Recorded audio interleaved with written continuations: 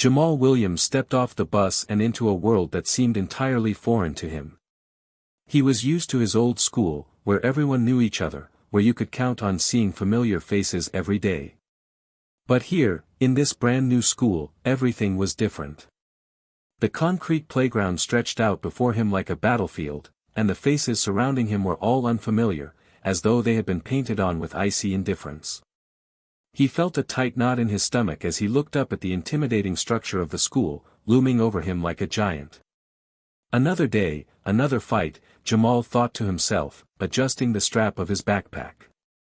The bright sunlight was almost blinding, but his nerves were sharper than the warmth of the sun. He had never been the shy type, but walking into a new school, especially one where people didn't look like you, was a whole different experience. Jamal was the new kid, and already, he could feel the weight of that title pressing down on him. It wasn't like he was a stranger to feeling out of place. He had been the new kid before, but that was back in middle school. Back when he was still learning to fight back against the world that didn't always seem to care about him. Now, though, he wasn't just the new kid, he was the new black kid in a school where the student body was predominantly white. He could feel their eyes on him as he walked through the gates. There was something about the way the other kids looked at him, something between curiosity and suspicion. "Hey, look at the new guy," a voice called out from behind him, loud enough for others to hear. Jamal turned to see a group of boys, about 5 or 6 of them, standing near the entrance. They were staring at him with expressions that were hard to read, but their stance made it clear they were sizing him up. Tyler, the leader of the group, was at the forefront. He was a tall, broad-shouldered kid with a cocky smirk that seemed to permanently reside on his face. Jamal had seen that kind of look before, and he didn't like it one bit. "New kid, huh?" Tyler asked, raising an eyebrow as he walked up to Jamal, his friends following closely behind. "What's your name, buddy?" Jamal swallowed hard, forcing himself to stand tall. "Stay calm, stay cool," he reminded himself. "You're stronger than this." "Jamal," he said, keeping his voice steady. "Jamal Williams." Tyler let out a short laugh, his friends joining in. "Williams? Sounds like you're just some regular kid. What makes you think you can fit in around here?" Jamal could already feel the subtle undercurrent of hostility in Tyler's words. He had been through enough of these initiation games before, but something about Tyler's tone made it clear that this wouldn't be as easy as it looked. "I didn't come here to fit in," Jamal said, trying to keep his cool. "I came here to get an education. Just like everyone else." Tyler chuckled again, clearly amused by Jamal's response. He stepped closer, invading Jamal's personal space. "Well, Williams, we don't just let anyone walk around here like they own the place. You'd better know your place, 'cause around here, we've got rules." He took a step back, looking Jamal up and down. "And you definitely don't look like the type to follow those rules." Jamal stood his ground, not backing down. He had faced bullies before, and they always tried to break him with their words. But he wasn't the same scared kid he used to be. Back then, he'd been afraid of confrontation, afraid of fighting back. But things were different now.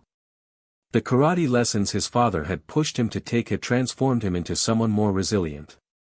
Jamal knew that fighting wasn't always the solution, but he also knew he could defend himself if he had to. And if Tyler and his friends thought they could push him around just because he was new, they were in for a rude awakening. As Tyler and his friends walked off, still laughing, Jamal let out a breath he didn't realize he had been holding. He didn't need to get into a fight right away. Not yet. But he was certain that the bullying was just beginning. Walking through the halls, Jamal tried to focus on finding his first class. The school was much larger than his old one, and the crowded corridors seemed endless. Students were talking in small groups, their laughter echoing off the walls, while others were walking with their heads down, trying to stay unnoticed. Jamal noticed that most of the kids didn't make much of an effort to interact with him, and he found himself slipping into a corner to avoid making eye contact with anyone.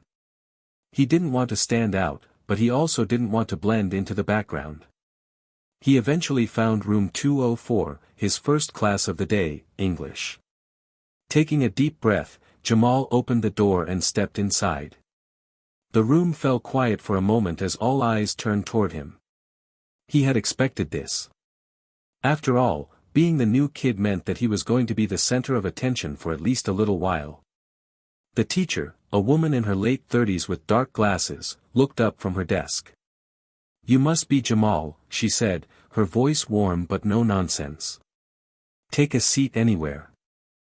He nodded, searching for an empty desk. Jamal chose a seat near the back of the room. He could already feel the stares from the kids around him, and he did his best to ignore them. As the teacher began to speak again, Jamal allowed his mind to drift. He didn't really care about what she was saying, English wasn't his favorite subject, but he did care about what came next. The kids around him were talking in hushed tones, and Jamal could tell that they were discussing him. That feeling, the one where everyone seems to be talking about you, was one Jamal knew all too well. Despite trying to stay calm, his mind kept racing. How long until Tyler and his friends make their next move? Will they try to embarrass me in front of the class? Or will they wait until the hallways, when there's no one to stop them? Before he could think any more about it, the bell rang, signaling the end of class. Jamal grabbed his bag and headed for the door, trying to keep his composure. But as he stepped into the hallway, he saw Tyler and his friends once again. This time, they were standing by the lockers, laughing and joking as they blocked his path. "Hey, Williams," Tyler said, leaning against the lockers with a smirk. "I see you made it through your first class without getting your lunch money stolen." Jamal didn't respond, not wanting to engage, but Tyler wasn't finished. "You know, if you want to survive here, you're gonna need to learn who's in charge," Tyler said, stepping in front of him. "And trust me, it's not you." Jamal stood there, his hands clenched at his sides. The old him would have cowered, would have let Tyler walk all over him. But the new Jamal, the one who had learned to stand his ground, wasn't afraid anymore. "I don't need your approval," Jamal said firmly. "I'm here for me. Not you." Tyler blinked, taken aback by Jamal's response. For a moment, there was silence between them. And in that silence, Jamal could feel something shift. It wasn't a victory, but it was a step forward. Tyler and his friends looked at each other, then shrugged, walking off without another word. As Jamal continued down the hall, he couldn't help but feel a small sense of victory. He had stood up for himself. But he also knew that this was just the beginning. Tyler wouldn't back down so easily. And neither would Jamal. He had come to this school for a fresh start, but one thing was certain, this school would be anything but easy. Still, as he walked through the crowded hallways toward his next class, Jamal couldn't help but feel that maybe, just maybe, he could make it through. Hit subscribe and leave a comment with where you're watching from.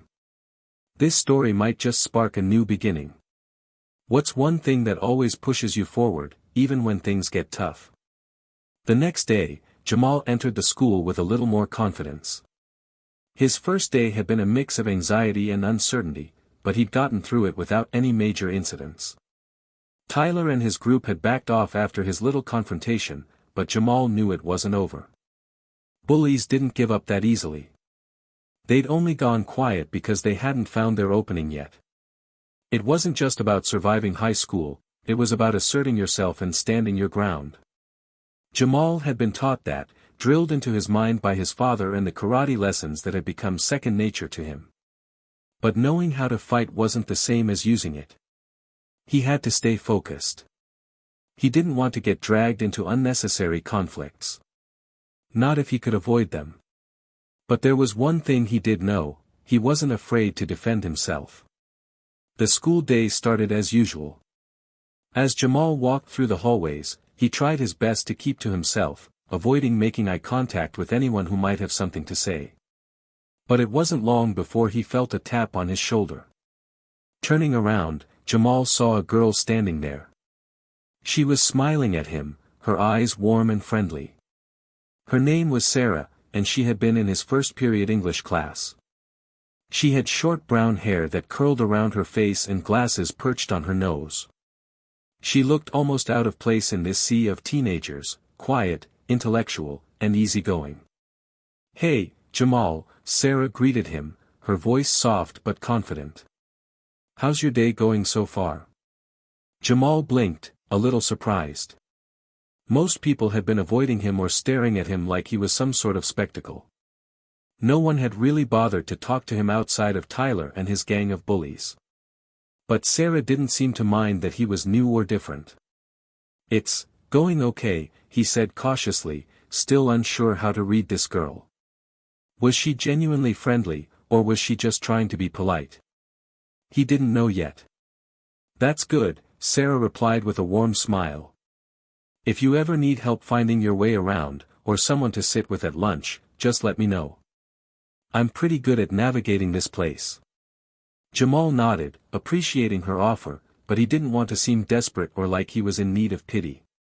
He wasn't here to make friends out of obligation, he was here because he had to be. Still, there was something about Sarah that made him feel a little more comfortable. Maybe it was her sincerity. Or maybe, just maybe, she was one of the few people who didn't care that he was the new kid. "Thanks, I'll keep that in mind," he said with a small smile. As Sarah walked away, Jamal couldn't help but feel a sense of relief. It was nice to talk to someone who wasn't just sizing him up or looking at him like he was different. It didn't erase the tension that hung over him, especially after the run-in with Tyler and his friends yesterday, but it was a small victory in a sea of uncertainty. The bell rang, signaling the start of second period. Jamal headed to his next class, trying to shake off the weight of the past day. But as he entered the classroom, his eyes immediately found Tyler. The group of boys was sitting at the back, and Tyler was staring at him, that same smug smile on his face. Jamal wasn't surprised. He knew Tyler wouldn't let it go. There was always something in the way bullies operated. When they saw someone standing up for themselves, they didn't respect it, they wanted to break it. Jamal sat in his assigned seat, a couple of rows away from Tyler's group. He kept his head low, focusing on the lesson as the teacher began. But he couldn't ignore the feeling that Tyler and his friends were watching him. They were always watching. And then, the inevitable happened. During a quiet moment in class, as the teacher was explaining something on the board, Jamal felt a ball of paper hit the back of his head. It wasn't a hard throw, just enough to get his attention. He froze. The class was still paying attention to the teacher, but Jamal knew exactly where the paper had come from. He slowly turned around to find Tyler grinning at him, his eyes full of mischief. One of his friends, a kid named Blake, was snickering beside him, looking away in an attempt to hide his amusement. "Hey, new guy," Tyler called out just loud enough for Jamal to hear. "Is that a new style you're trying out? Getting hit with paper? Or do you like attention that much?" Jamal's fists clenched beneath the desk. He could feel the heat of anger rising within him, but he knew he had to control it. This wasn't the time. The teacher would notice if he made a scene, and Jamal wasn't about to give Tyler the satisfaction of a public fight. Not yet, at least.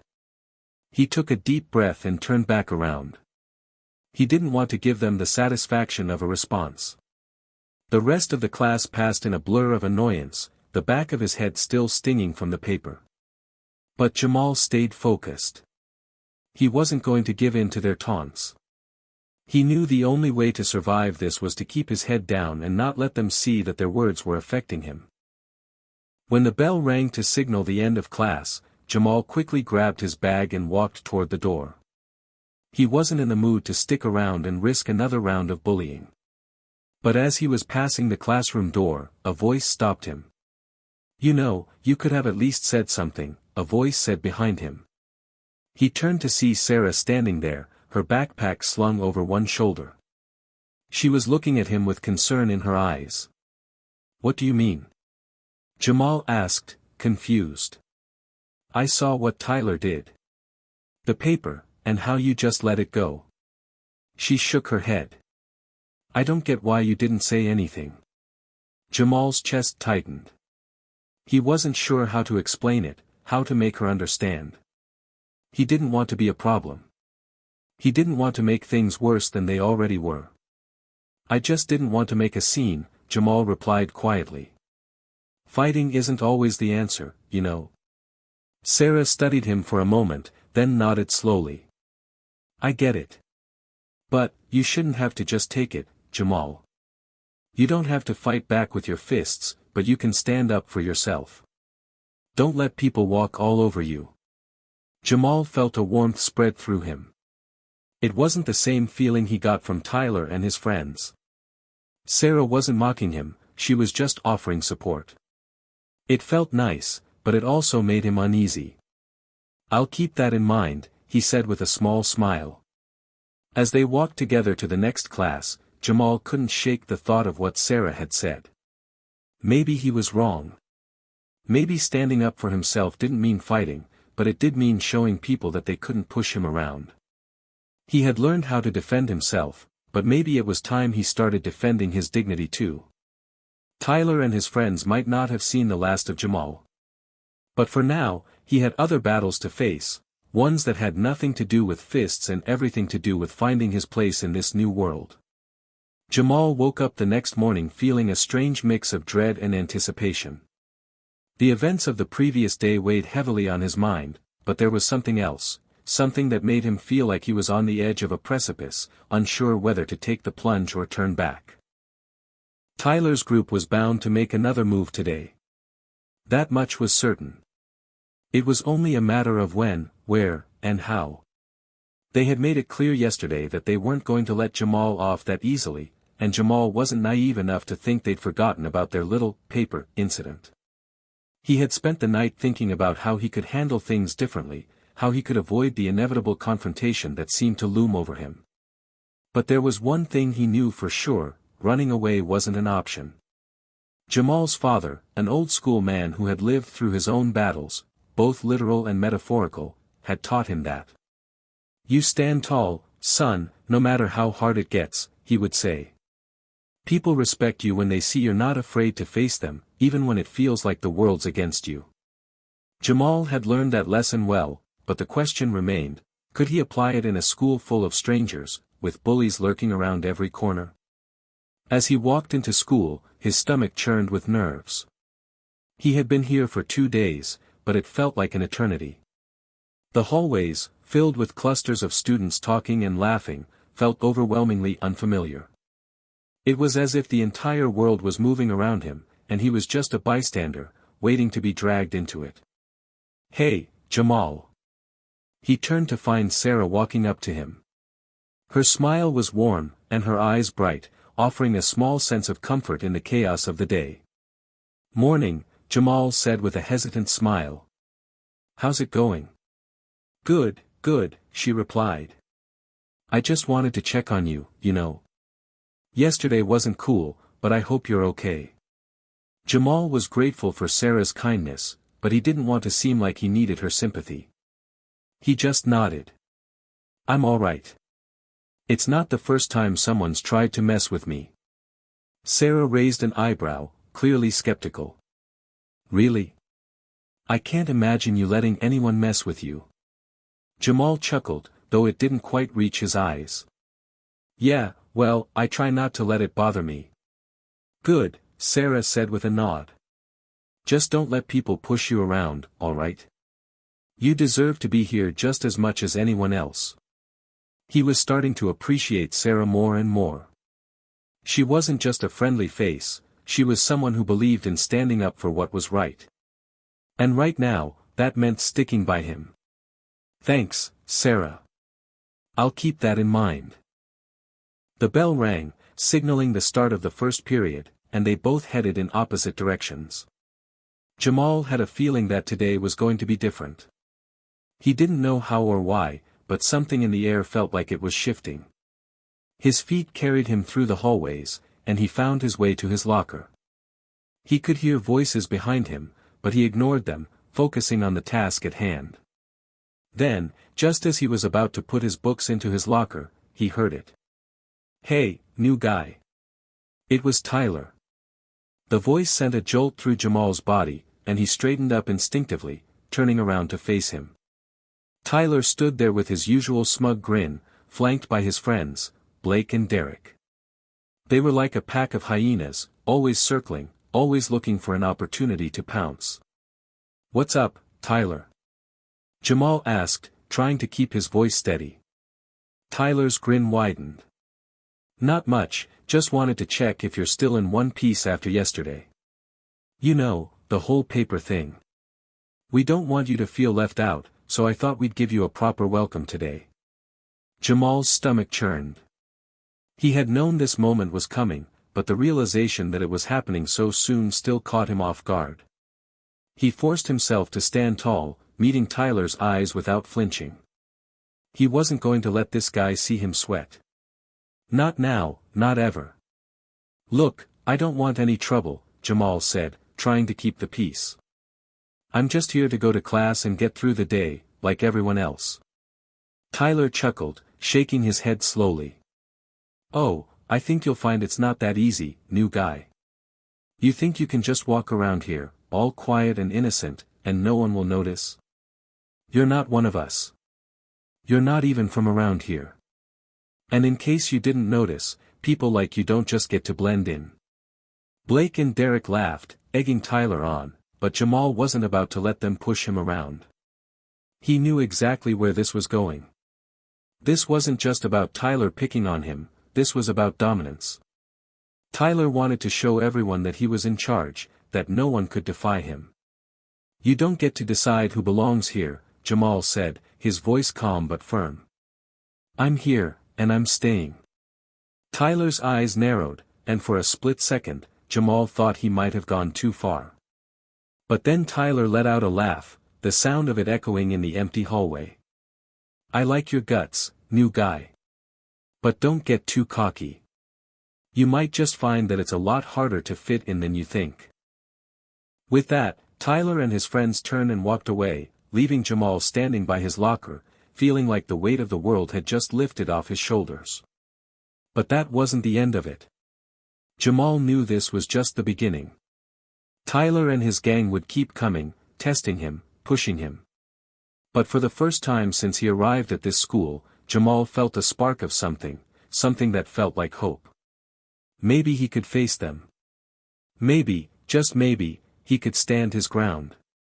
The day dragged on, and though there were moments when Jamal felt the sting of the ongoing tension, he kept his head down and stayed focused. But at the back of his mind, he knew something was brewing. Tyler had thrown down the gauntlet. And Jamal wasn't about to back down. By the time lunch rolled around, Jamal found himself walking into the cafeteria, trying to blend in. He wasn't here to make a scene, and he certainly wasn't interested in becoming the center of attention. The room was noisy with the chatter of students, but Jamal felt like he was in a world of his own. He was about to grab a tray and sit down at an empty table when he saw Sarah waving at him from across the room. She was sitting with a few friends, and there was an empty seat beside her. "Over here, Jamal," she called, her voice cutting through the noise. He hesitated for a moment, then walked toward her, his stomach tight. He didn't want to impose on her, but something told him it might be better to sit with someone who wasn't out to make his life miserable. "Thanks," Jamal said, sitting down beside her. "I wasn't sure where to go." "No problem," Sarah replied, her smile warm. "This is the best table in the cafeteria anyway." The conversation drifted toward schoolwork, but Jamal couldn't shake the feeling that something was about to go down. He didn't know when or where, but he knew that Tyler wasn't done with him yet. And soon, he'd have to be ready for the next round. But for now, he allowed himself to relax just a little. Maybe this wasn't going to be so bad after all. He had people like Sarah who had his back. And maybe, just maybe, he was stronger than he thought. The next day dawned with an uneasy sense of anticipation hanging in the air. Jamal couldn't shake the feeling that something was coming, a storm building just beyond the horizon. The previous day, he had faced off with Tyler and his gang, and although he'd stood his ground, he knew that Tyler wasn't one to back down easily. Today was bound to be different. Today, the real test would begin. Jamal stood in front of the mirror, staring at his reflection. The face staring back at him was the same, still the same young man who had walked into this school 2 days ago, unsure and nervous. But something had changed. There was a strength in his eyes now, a glimmer of something that hadn't been there before. He wasn't just going to let people walk all over him. If Tyler and his crew wanted a fight, they were going to get one. "Remember, you've got this," he whispered to himself, giving himself one last nod before grabbing his backpack and heading out the door. The walk to school felt different today. There was a palpable energy in the air, like the world was holding its breath, waiting for something to happen. Jamal couldn't help but notice the stares he got from some of the other students as he walked through the halls. They weren't the same kind of stares he'd gotten before, these weren't the looks of unfamiliarity, but something else. Something curious. By the time he reached his locker, Jamal had already spotted the familiar trio of Tyler, Blake, and Derek. They were leaning against the lockers, talking and laughing, like they always did. But today, there was something different in the air, something that felt even more charged. As Jamal opened his locker and began to take out his books, he could feel Tyler's eyes on him. The silence between them hung heavy, but Jamal didn't flinch. He knew what was coming. "Hey, new guy," Tyler called out, his voice sharp. "How's your day going so far? You know, yesterday was cute, but today, well, today's gonna be a little different." Jamal's heart skipped a beat. He didn't need to guess what Tyler meant. The guy wasn't known for his subtlety. "Look, Tyler," Jamal said, trying to keep his voice steady. "I don't want any trouble, all right? I told you before, I'm not here to start anything with you." Tyler took a step closer, his grin widening like a predator closing in on its prey. "Oh, but you already did, didn't you?" He leaned in a little closer, his breath hot on Jamal's neck. "You think you can come here, act like you're just gonna slide by without anyone noticing you? You think people are gonna just accept you because you're the new guy?" Blake and Derek snickered from behind him, clearly enjoying the tension that was building in the air. Jamal stood his ground, refusing to show fear. He had been in tough situations before, and he wasn't going to back down now. "I'm not here to play your game, Tyler," he said, his voice calm but firm. "You don't get to decide who I am or what I do. I'm just trying to live my life, just like everyone else." Tyler's face twisted in mock surprise. "Live your life? You think you can live your life here, with people like me around? Nah, it doesn't work like that. You're gonna have to prove yourself, new guy. You think you're tough? Let's see if you can back it up." The challenge was clear. Tyler wasn't just trying to intimidate him, he was daring him to fight back, daring him to show that he wasn't just another target. Jamal's mind raced. He had been prepared for this moment, but now that it was here, he wasn't sure if he was ready. He could feel the eyes of other students on him, some were watching in curiosity, while others were just waiting for the inevitable. Would they be on his side? Would they cheer him on if he stood up to Tyler? Tyler stepped even closer, his smirk never leaving his face. "You want to be a part of this school, huh? Let's see how much you want it." He glanced at Blake and Derek, then back at Jamal. "I've got a little test for you. Let's see how tough you really are." Before Jamal could respond, Tyler motioned for Blake and Derek to follow him. Without a word, they started walking down the hall, heading for the gymnasium. Jamal hesitated for only a moment, before deciding he had no choice. If he wanted to prove himself, this was his moment. He followed them, his heart pounding in his chest.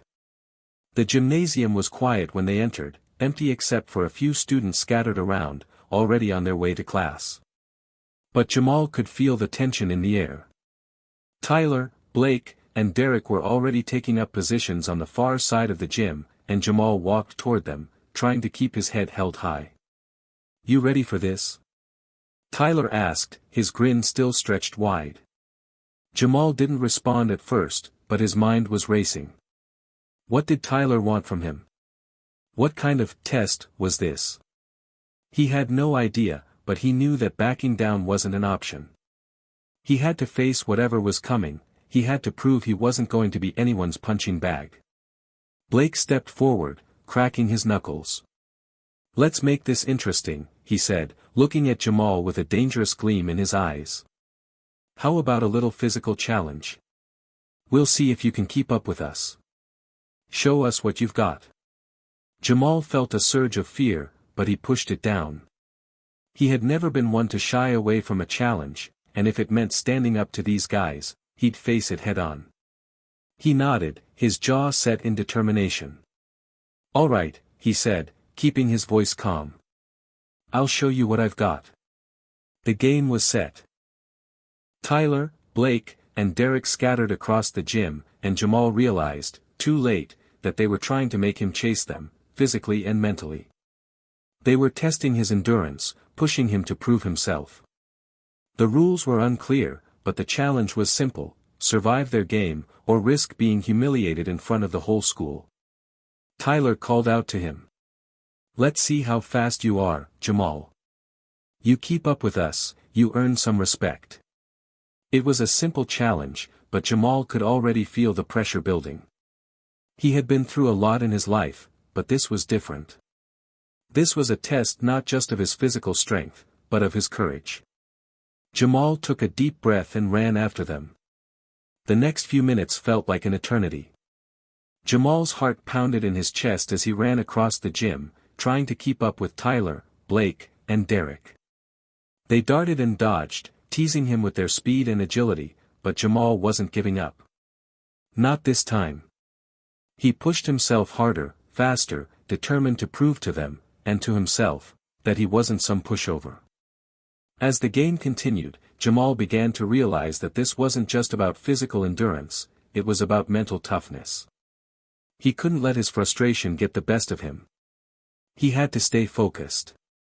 Every step he took brought him closer to earning his place. This wasn't just a test of speed, it was a test of his willpower. And Jamal was determined to pass. The gymnasium was quieter than usual. The buzz of activity had died down, replaced by a tense energy. Jamal stood there, drenched in sweat, his chest heaving from the exertion. His eyes followed Tyler, Blake, and Derek as they made their way across the gym. The group had made it clear that Jamal was not welcome, but today, something had changed. Today, Jamal had stood his ground. Tyler's laughter still echoed in Jamal's ears, but it was no longer mocking. It had shifted into a deep, frustrated growl. "You think you can just run around here acting like you're someone special?" Tyler had sneered before making a move that Jamal wasn't expecting.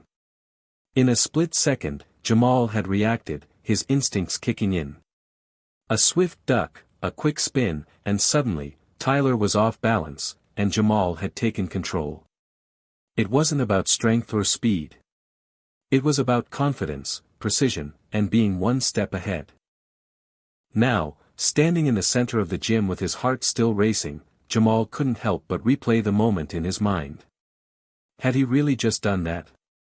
Had he really just made Tyler look foolish in front of his friends? He wasn't sure what surprised him more, the fact that he'd stood up to Tyler or the look of disbelief on his face. Jamal exhaled, trying to steady his breathing. But the adrenaline was still coursing through his veins, and he couldn't shake the feeling that he had crossed an invisible line. He wasn't sure if he was ready for what came next, but there was no turning back now. As he gathered his things and started to head for the door, Coach Martin entered the gym, his heavy footsteps echoing across the floor. The coach had always been a quiet, observant presence in the gym, but today, his gaze was sharp, focused, as if he could sense that something significant had just happened. "What happened here, Jamal?" Coach Martin asked, his voice firm but not unkind. Jamal paused, glancing at the floor for a moment, then meeting the coach's gaze. "Nothing, coach. Just dealing with some stuff." He didn't want to go into detail. Not yet. It felt too fresh, too raw. Besides, Coach Martin probably knew about the bullying. Everyone did. But no one said anything. Not until now.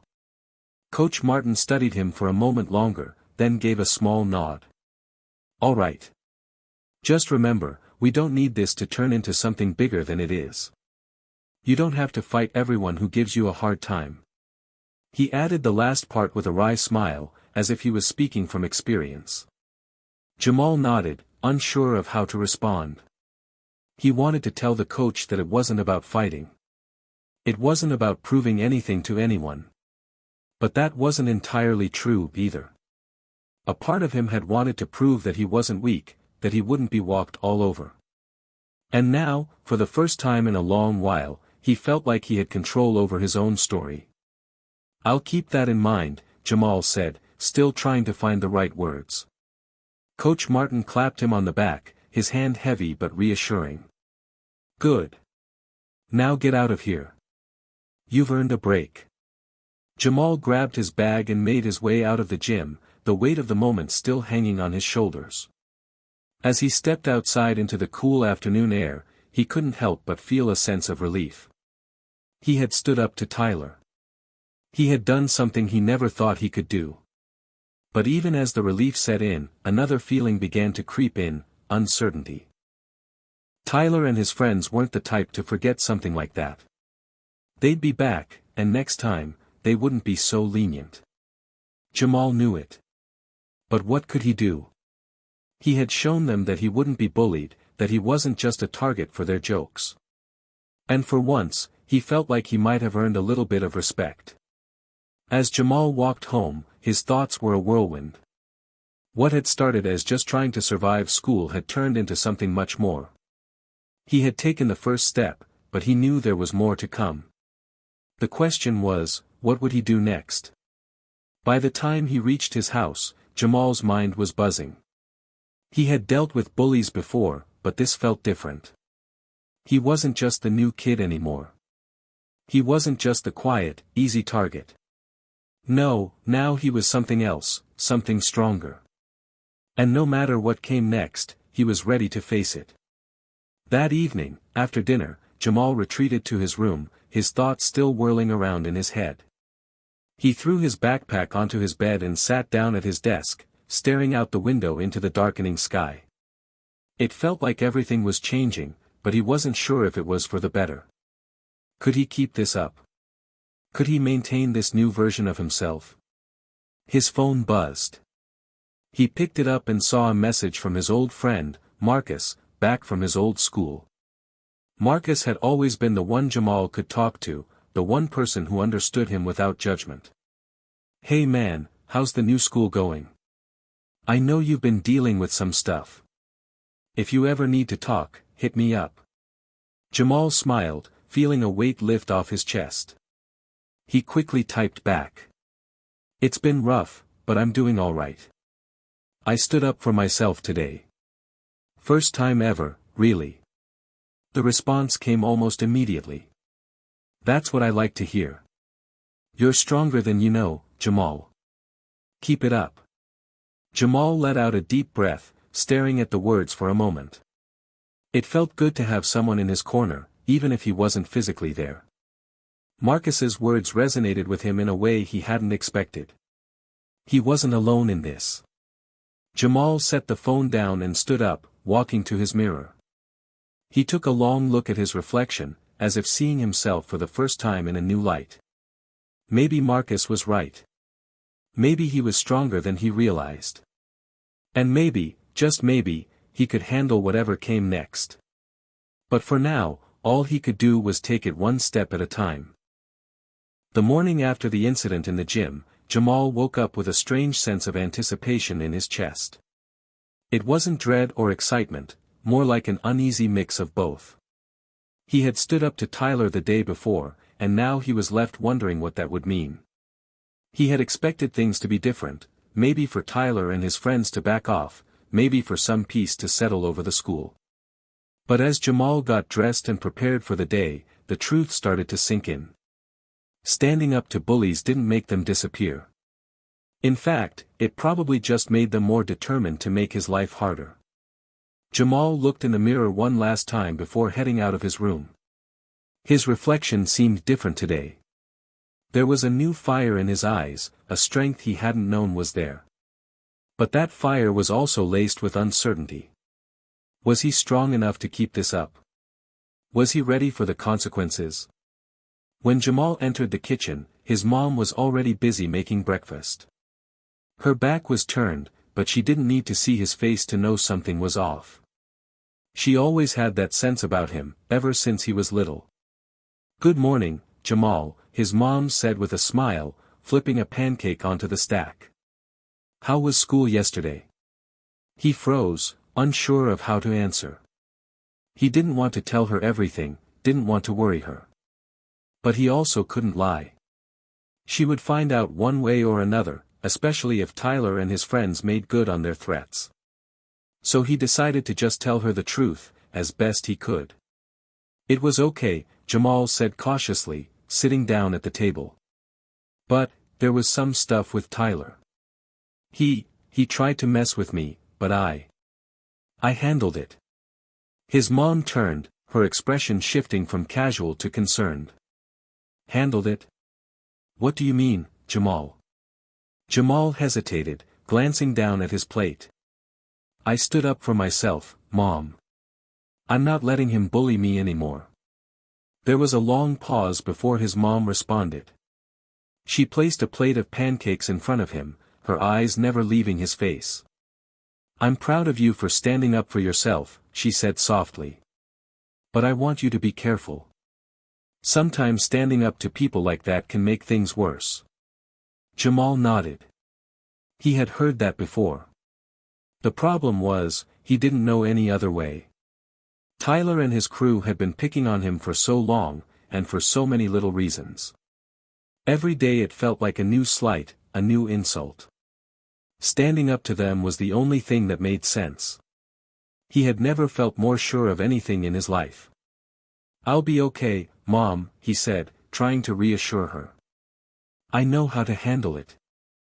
His mom sighed, brushing a lock of hair away from her face. "I know you do, but just promise me you won't let it escalate.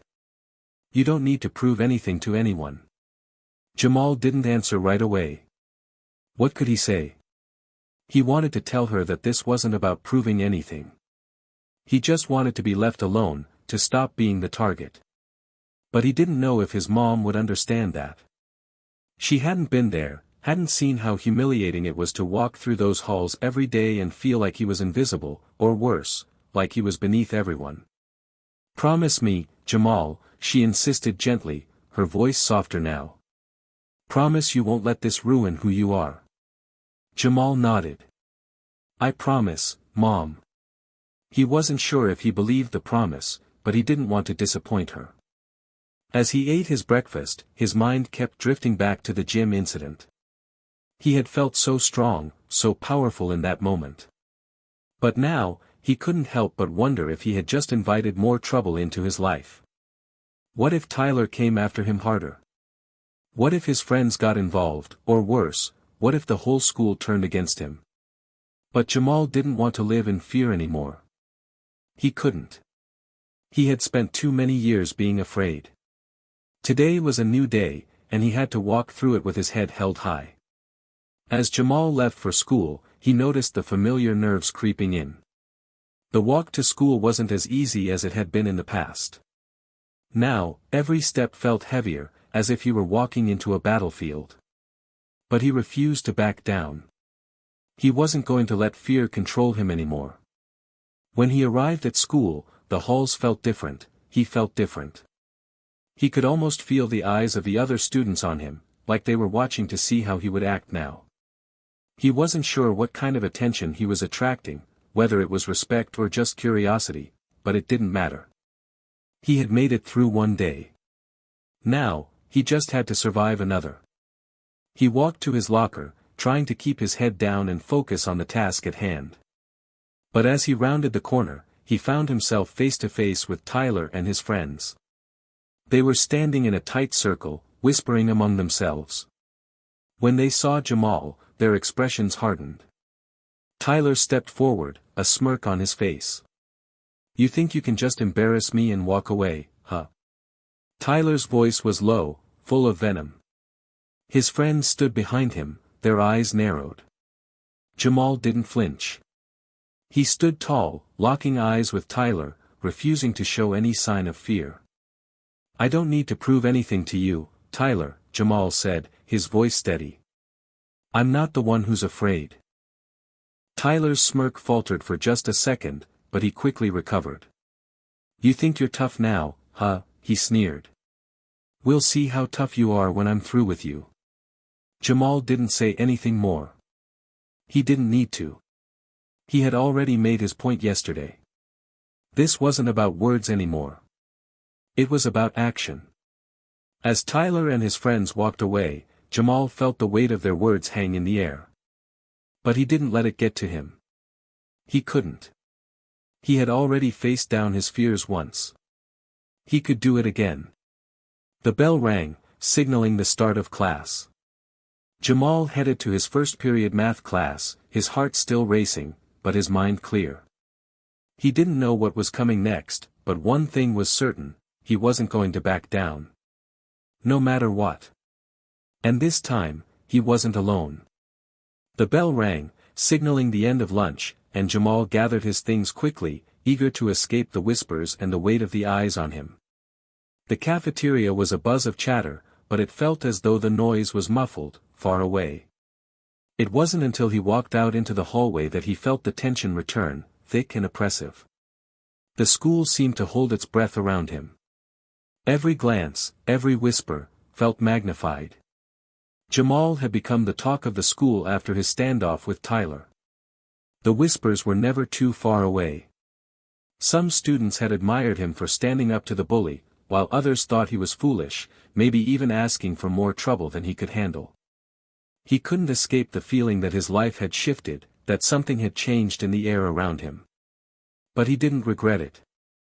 As Jamal reached his locker, he paused, taking a deep breath. He was in this now, no going back. He'd chosen to stand up for himself, and he wasn't about to cower. He opened his locker, his movements deliberate and steady.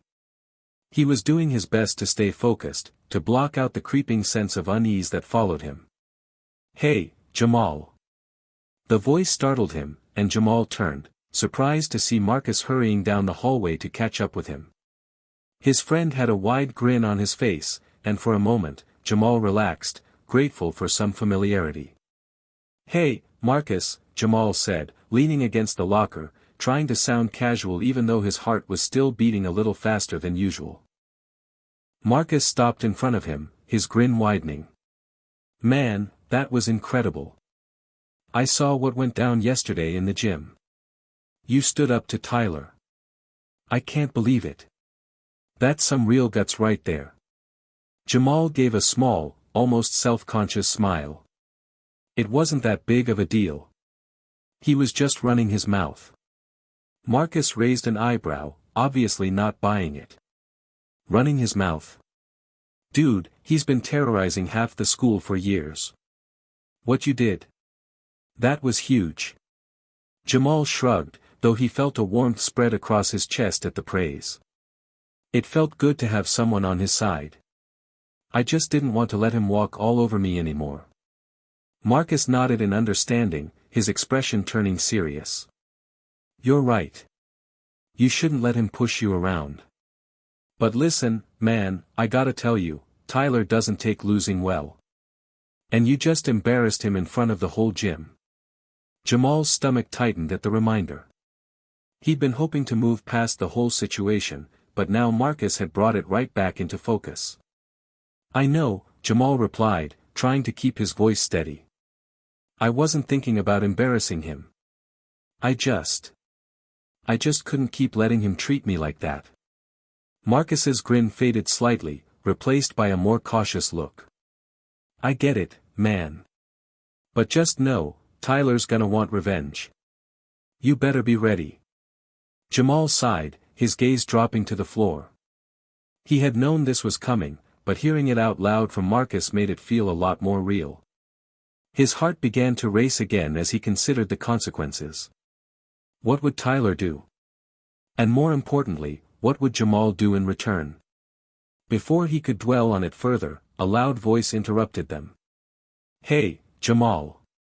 Jamal's heart sank. He didn't need to look to know who it was. Tyler. He could hear the arrogance in the way Tyler's voice carried through the hall, and he could feel his stomach twist in knots.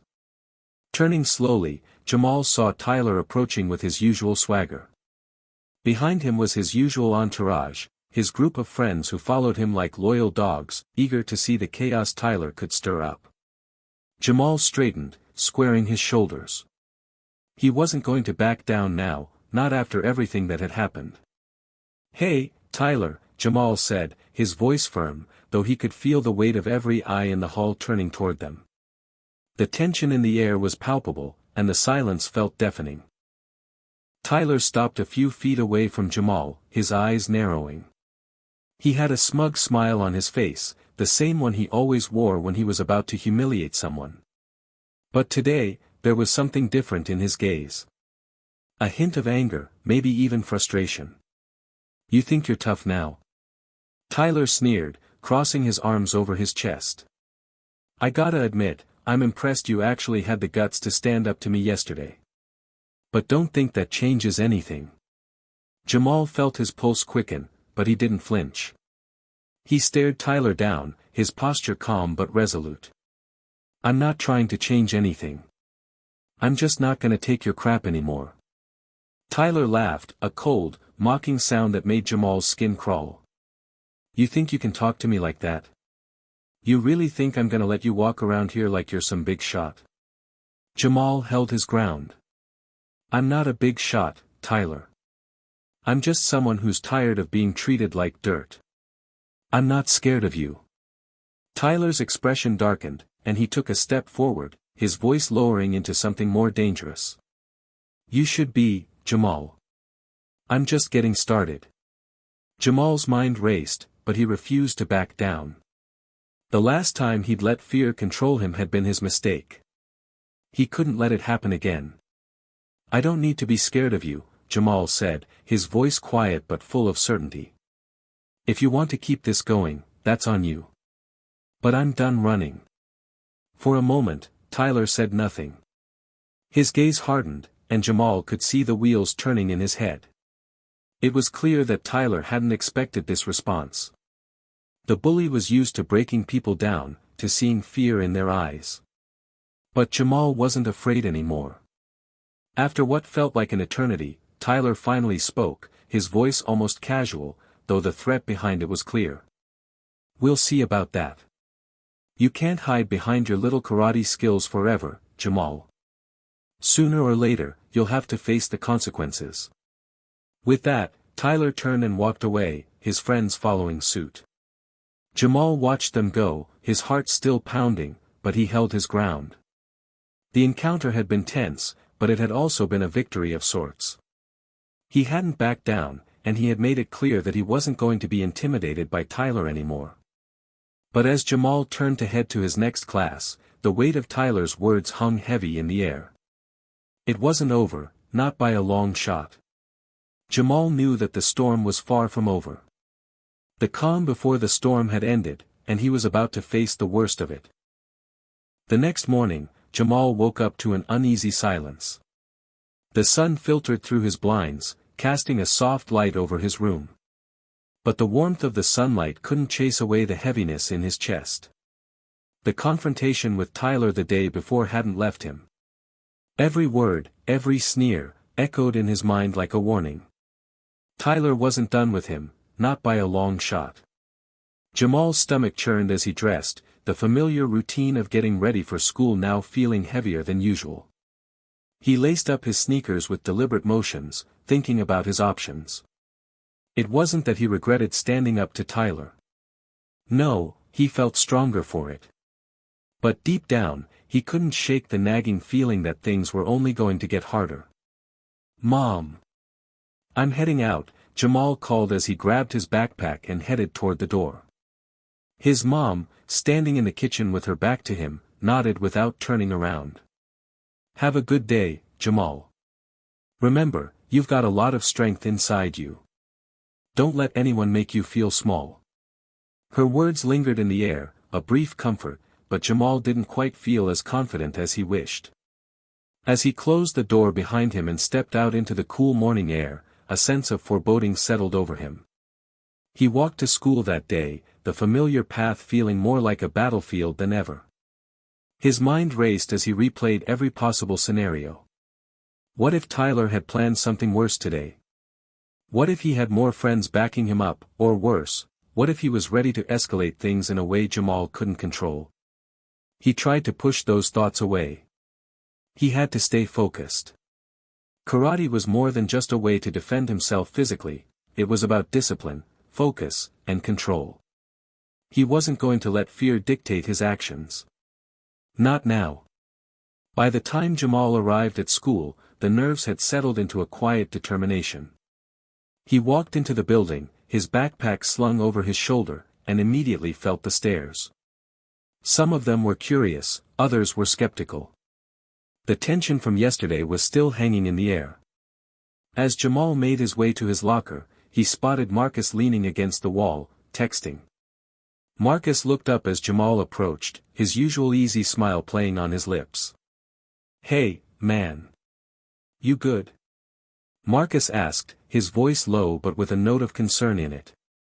Jamal gave him a tight smile. "Yeah, just trying to get through today." "I heard Tyler's been talking more trash today," Marcus said, his tone now serious.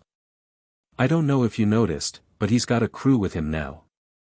Some of the other guys from the football team are backing him up." Jamal's stomach clenched, but he didn't let it show. He knew that Tyler had a lot of influence, especially with his status on the football team. But Jamal wasn't intimidated.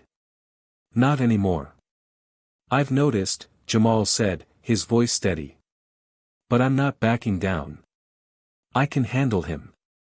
Marcus studied Jamal for a moment, as if weighing the sincerity of his words. "I'm just saying, man, be careful. Tyler's got a way of making things real ugly." Before Jamal could respond, the bell rang, signaling the start of first period. Jamal gave Marcus a quick nod and turned to head to class. But as he walked down the hallway, something caught his attention. He saw Tyler standing near the lockers with a few of his friends. Tyler's eyes met his across the hallway, and for a split second, it felt like time froze. The air between them was thick, charged with something more dangerous than before. Tyler's expression twisted into a sneer, and Jamal braced himself for whatever was coming. But Tyler didn't say anything. Instead, he turned and walked off with his crew, not sparing Jamal another glance. Jamal couldn't help but feel a slight shift in the air. It wasn't over. Tyler wasn't done, but maybe he was trying to play it cool for now. With a deep breath, Jamal headed to class, doing his best to shake off the nerves. He had to stay focused. Today was a new day, and he couldn't let his guard down. The day passed uneventfully, or so it seemed. The halls of the school were full of the usual chatter and distractions. Jamal kept his head down, focusing on his classes and trying to ignore the whispers that seemed to follow him wherever he went. It was hard not to feel like the center of attention. Tyler and his group didn't approach him directly, but Jamal knew they were watching, waiting for the right moment. It wasn't until the end of the school day that Jamal's unease turned into something more tangible. As he walked toward the exit, heading for the bus, he noticed Tyler and his crew standing near the front gates. The group was laughing, joking around as they usually did, but something about the way they were positioned caught Jamal's attention. They were blocking the exit, creating an obstacle that Jamal couldn't avoid. His heart rate picked up. This wasn't a casual encounter, this was something else. Tyler's eyes met his, and this time, there was no sneer, no mocking look. Just a cold, calculating stare. Jamal could feel the weight of it bearing down on him. Before he could make a move, Tyler spoke, his voice carrying just enough for Jamal to hear. "So, you think you're tough now, huh?" Tyler said, taking a step forward, his voice low and threatening. Jamal's hands clenched into fists at his sides. He could feel the adrenaline beginning to surge through his veins. This was it. This was the moment he'd been expecting, and the moment he'd been preparing for. "I don't think I'm tough," Jamal replied, his voice steady despite the storm of emotions brewing inside him. But I'm not afraid of you. Tyler's lips curled into a smirk, and he took another step forward. You should be. Because I'm about to show you what happens when you mess with the wrong guy. And with that, Tyler made his move.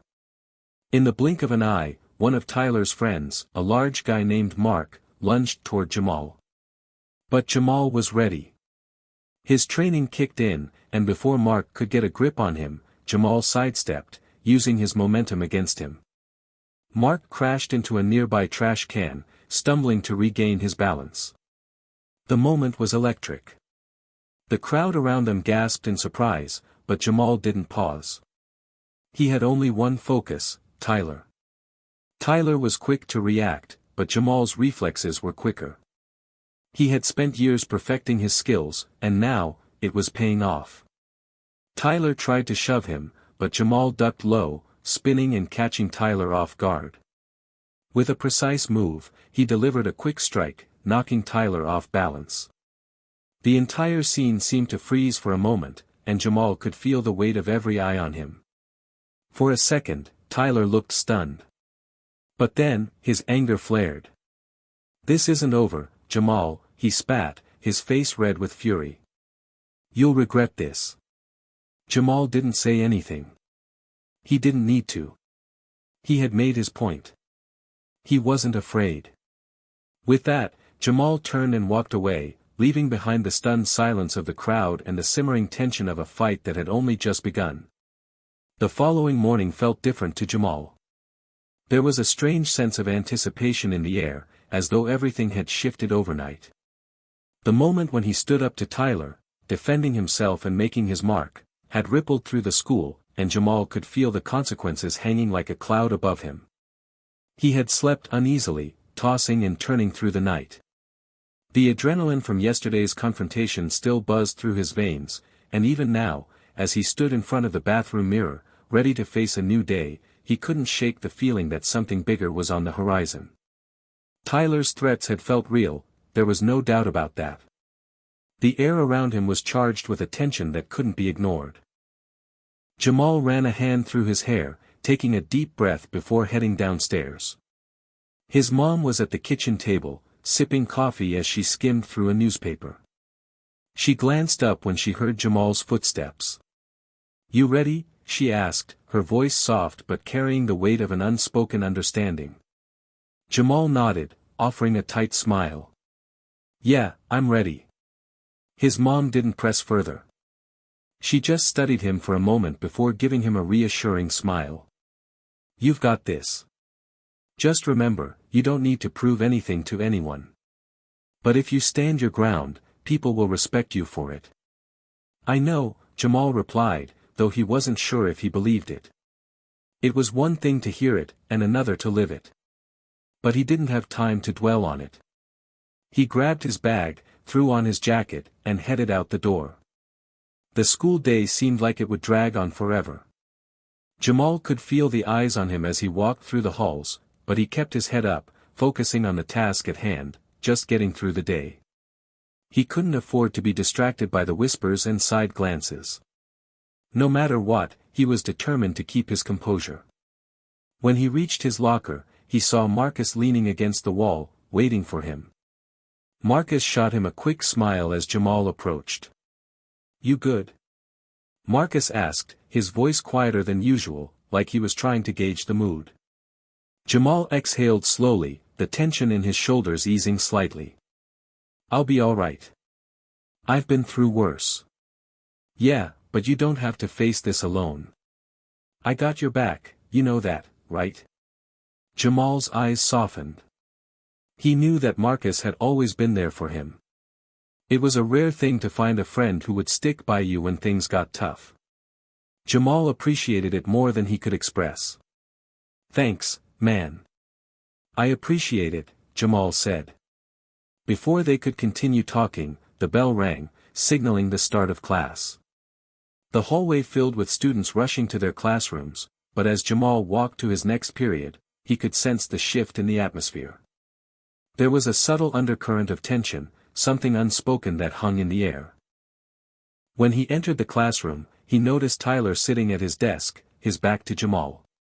He was surrounded by a few of his friends, Mark included, and their chatter was louder than usual.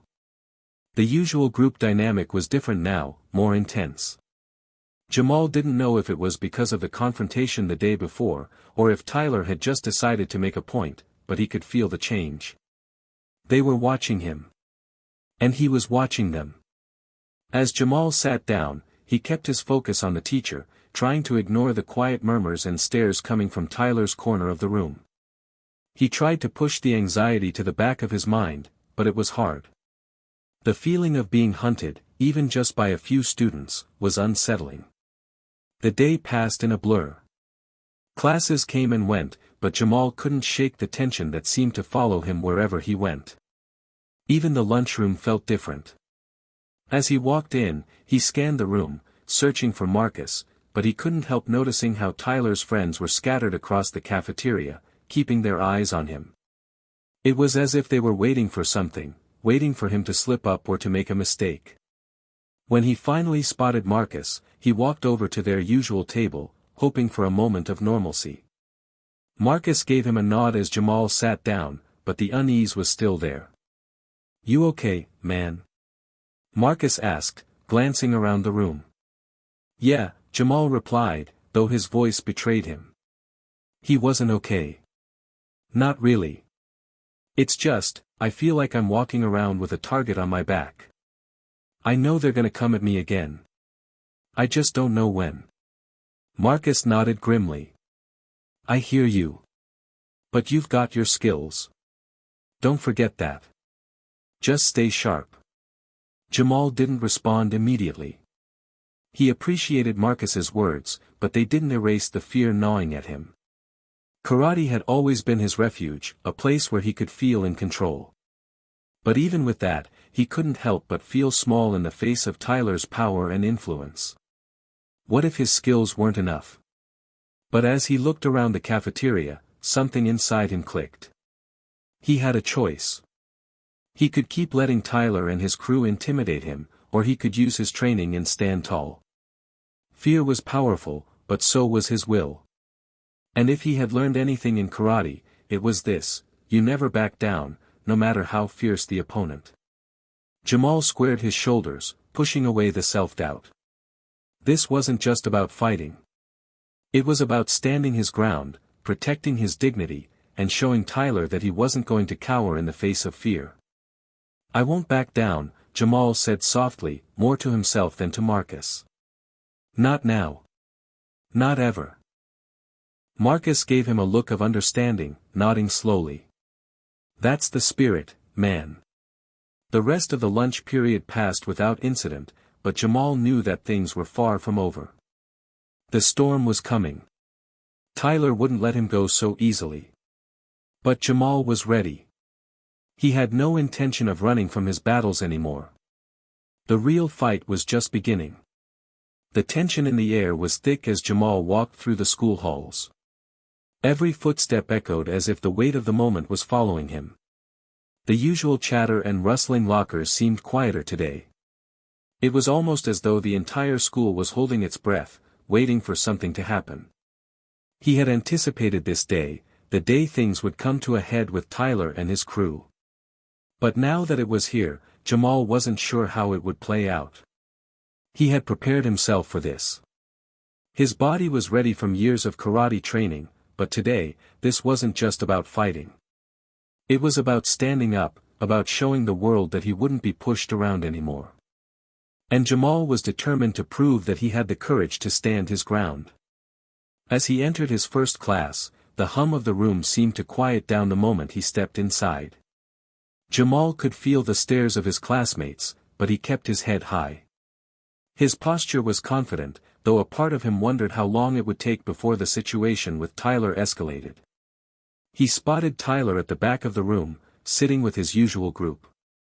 They were already looking his way, whispering among themselves. Jamal didn't let himself flinch. He kept his eyes straight ahead, walking to his seat, but his mind was racing. Tyler had been taunting him for weeks, picking on him, making his presence known in the hallways, in the classrooms, and even on social media. Jamal had been handling it, trying to stay calm, but deep down, he knew things were building up to this moment. The bell rang, signaling the start of class, but the quiet buzz of anticipation still lingered. Tyler wasn't going to let this go without taking one last jab. "Hey, Jamal." Tyler's voice broke through the silence like a challenge. "You think you're tough, don't you? Like you can just show up here and act like you belong?" Jamal's jaw tightened, but he didn't let his emotions show. He had heard it all before. Tyler's taunts were just words that didn't define him. "I'm just here to learn, Tyler," Jamal said, trying to keep his tone even, his heart beating faster than he'd like to admit. "I'm not looking for trouble." But Tyler wasn't having it. "Oh, you're here to learn? You think you're better than everyone else, huh? I've been watching you, and I don't like what I see." The whole class seemed to hold its breath. Everyone knew what this was. It wasn't about schoolwork anymore. It was about power. About respect. "I'm not here for any drama, Tyler," Jamal said, his voice firm. "Just leave me alone." Tyler's smile faded, and he leaned forward, his eyes narrowing. "Leave you alone? What makes you think I'd do that? You don't get to just walk around here acting like you're better than me." There it was. The familiar tension, the power struggle that had been brewing for weeks. Jamal wasn't going to back down. He couldn't. This wasn't just about him, it was about everyone who had been pushed around, overlooked, or dismissed. This was his moment to stand up for himself. Tyler stood up from his seat, taking slow steps toward Jamal, his voice low but threatening.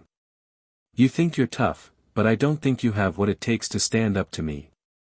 Jamal felt his body tense. It was coming. The confrontation. He could feel the eyes of the entire class on him, waiting for the drama to unfold. But Jamal wasn't about to let Tyler have the upper hand. He had spent years training in karate, but today, this wasn't about fighting, it was about holding his ground. Without missing a beat, Jamal stood up, his posture straight, his eyes locked on Tyler. The room went quiet. No one had expected him to do it. The tension was so thick it was almost suffocating. Tyler paused, clearly taken aback. Jamal could see the wheels turning in his head, calculating his next move. Tyler wasn't used to people standing up to him. He thrived on intimidation and control, but Jamal wasn't buying into it. "I'm not looking for a fight, Tyler," Jamal said firmly, his voice steady. "I'm just telling you to stop. This isn't the place for your games." The room seemed to pause, as if time itself had frozen. Tyler looked taken aback, caught off guard by Jamal's calm demeanor. For a moment, Jamal could see the doubt in his eyes. Maybe Tyler wasn't as certain as he appeared. Maybe he was just a bully who needed to feel powerful to cover up his own insecurities. The silence stretched on. Jamal stood his ground, keeping his body loose and ready, but not aggressive. He wasn't going to be provoked. Not today. Finally, Tyler scoffed, his confidence faltering for just a second.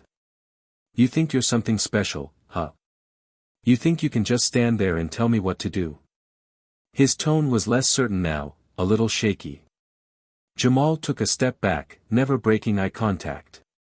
"No, Tyler," he said quietly. "I'm not telling you what to do. I'm just saying, leave me alone." Tyler sneered but, for once, didn't make a move.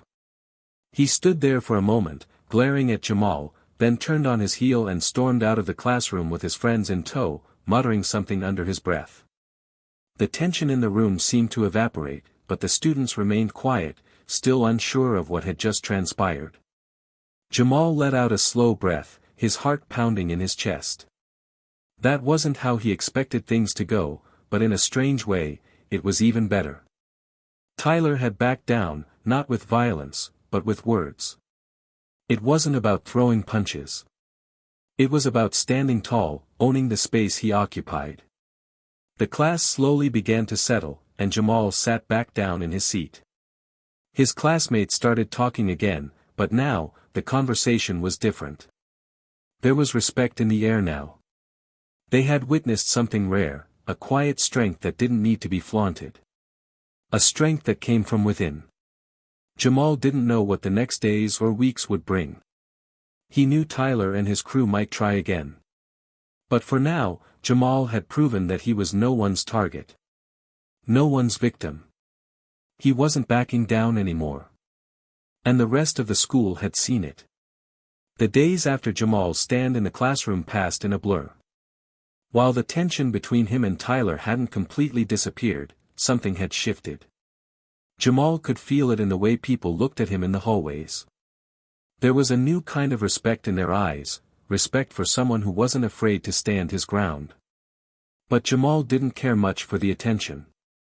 He wasn't doing this for the applause or the accolades. He was doing it for himself, for the quiet confidence that now echoed inside him. Standing up to Tyler had changed something in Jamal. It wasn't about winning or losing anymore, it was about reclaiming control over his own life and refusing to let fear dictate his path. Still, the ripple effects of that confrontation rippled through the school in ways Jamal hadn't expected. The first noticeable shift came in his interactions with his classmates. Where once people had avoided him or only talked to him when necessary, now they were more open. A group of students from his history class approached him one morning as he sat at lunch. They weren't the popular kids, just regular students who had always kept to themselves. "Hey, Jamal," one of them, a girl named Casey, said shyly. "We just wanted to say, that was really cool, what you did with Tyler the other day." Jamal glanced up from his lunch, surprised. "What do you mean?" "I mean, standing up to him like that," she continued. "Most people would have just backed down or kept quiet, but you didn't. You made him look ridiculous." Jamal shrugged, unsure of how to respond. He wasn't used to compliments, especially ones that came from students who hadn't said much to him before. But it felt different this time. There was no mockery or condescension, just genuine admiration. "I'm just trying to keep things peaceful," he said quietly, looking down at his sandwich. "I didn't want to fight, but I wasn't gonna let him keep picking on me." Casey smiled, and her friends nodded in agreement. "You've definitely earned our respect. You know, a lot of people are scared of him, but maybe now they'll think twice before letting him walk all over them." Jamal didn't know how to respond to that. The thought of being a symbol for something bigger than himself felt foreign. He didn't see himself as a hero, not at all. He was just a kid trying to get through high school without causing too much trouble. But he couldn't deny that something had shifted in the air, something he could feel buzzing in the halls, in the classrooms, even in the locker room after gym class. Over the next few days, the ripple effect continued. Jamal noticed more and more students talking to him, even those he barely knew. The whispers that once buzzed behind his back were now words of admiration or simple greetings. It wasn't just his classmates, either. Teachers seemed to give him a bit more recognition, as though they saw him as someone who could stand up for himself. His math teacher, Mr. Harrison, gave him an approving nod one afternoon after class. "You've got something, Jamal," he said. "I respect how you handled that situation with Tyler." It was small, a fleeting moment, but it meant a lot to Jamal. The approval from someone in a position of authority felt more significant than anything else. It made him realize that standing up to bullies wasn't just about winning the fight in front of you, it was about showing everyone, even those who didn't know you, that you had the strength to stand tall and speak your truth.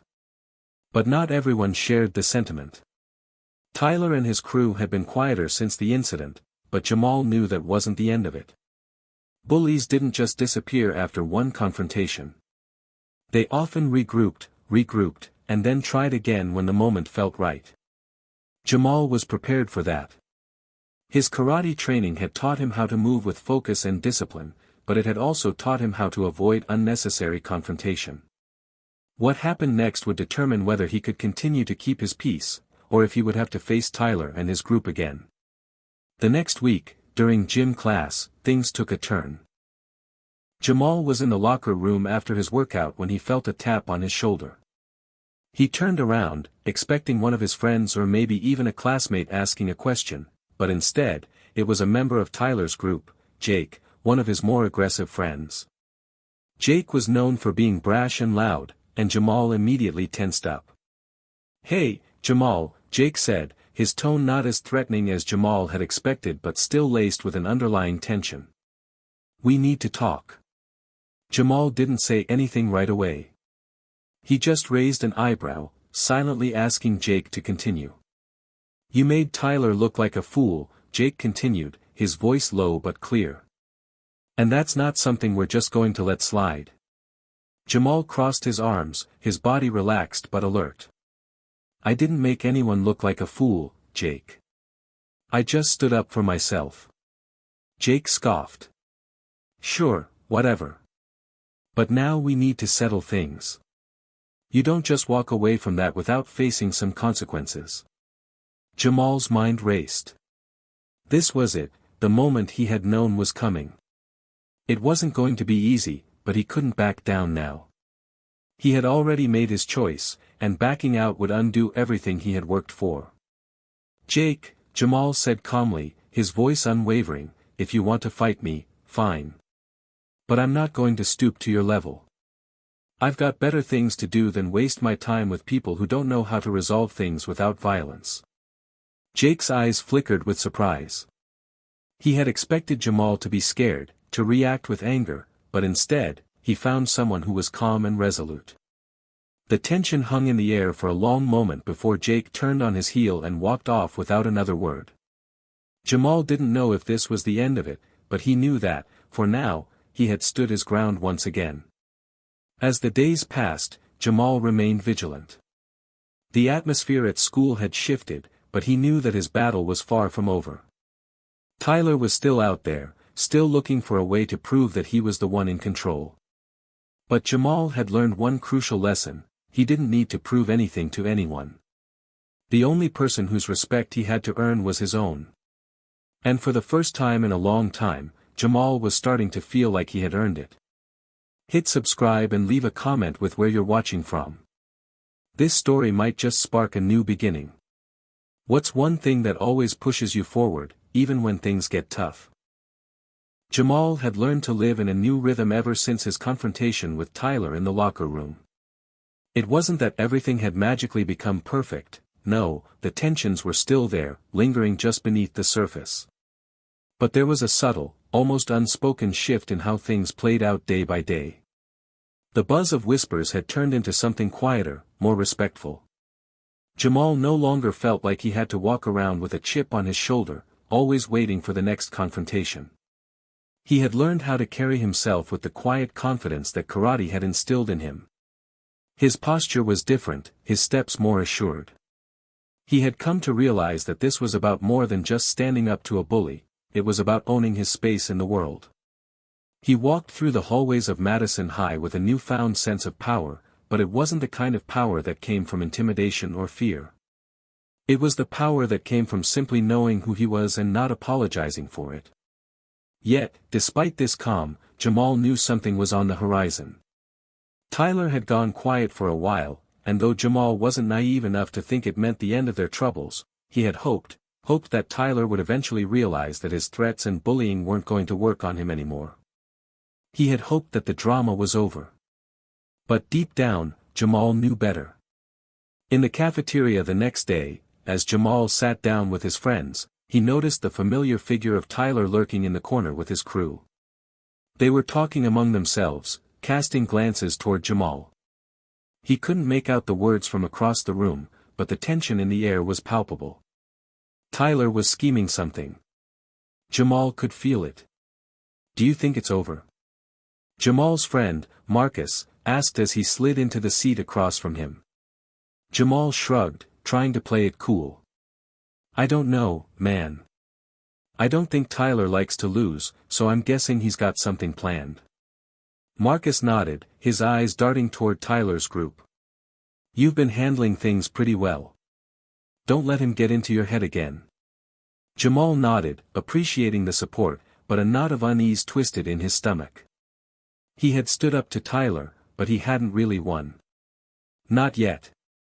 The war wasn't over. It was just a quiet standoff, like the eye of a storm. The bell rang, signaling the end of lunch, and Jamal got up to throw away his tray. As he turned toward the trash can, he was stopped by a voice. Jamal. He turned to see Jake, one of Tyler's friends, standing a few feet away. Jamal's muscles tensed instinctively, but he didn't show it. He kept his face neutral. "What's up, Jake?" he asked, trying to sound casual. Jake's expression was unreadable, but Jamal could sense the tension in his stance. He wasn't sure what Jake wanted, but it didn't seem like it was going to be a friendly conversation. "Tyler wants to talk to you," Jake said bluntly. "He says we need to settle things." Jamal's heart skipped a beat. The words hit him like a slap, but he managed to stay composed. He had known this was coming, but hearing it out loud made it feel real.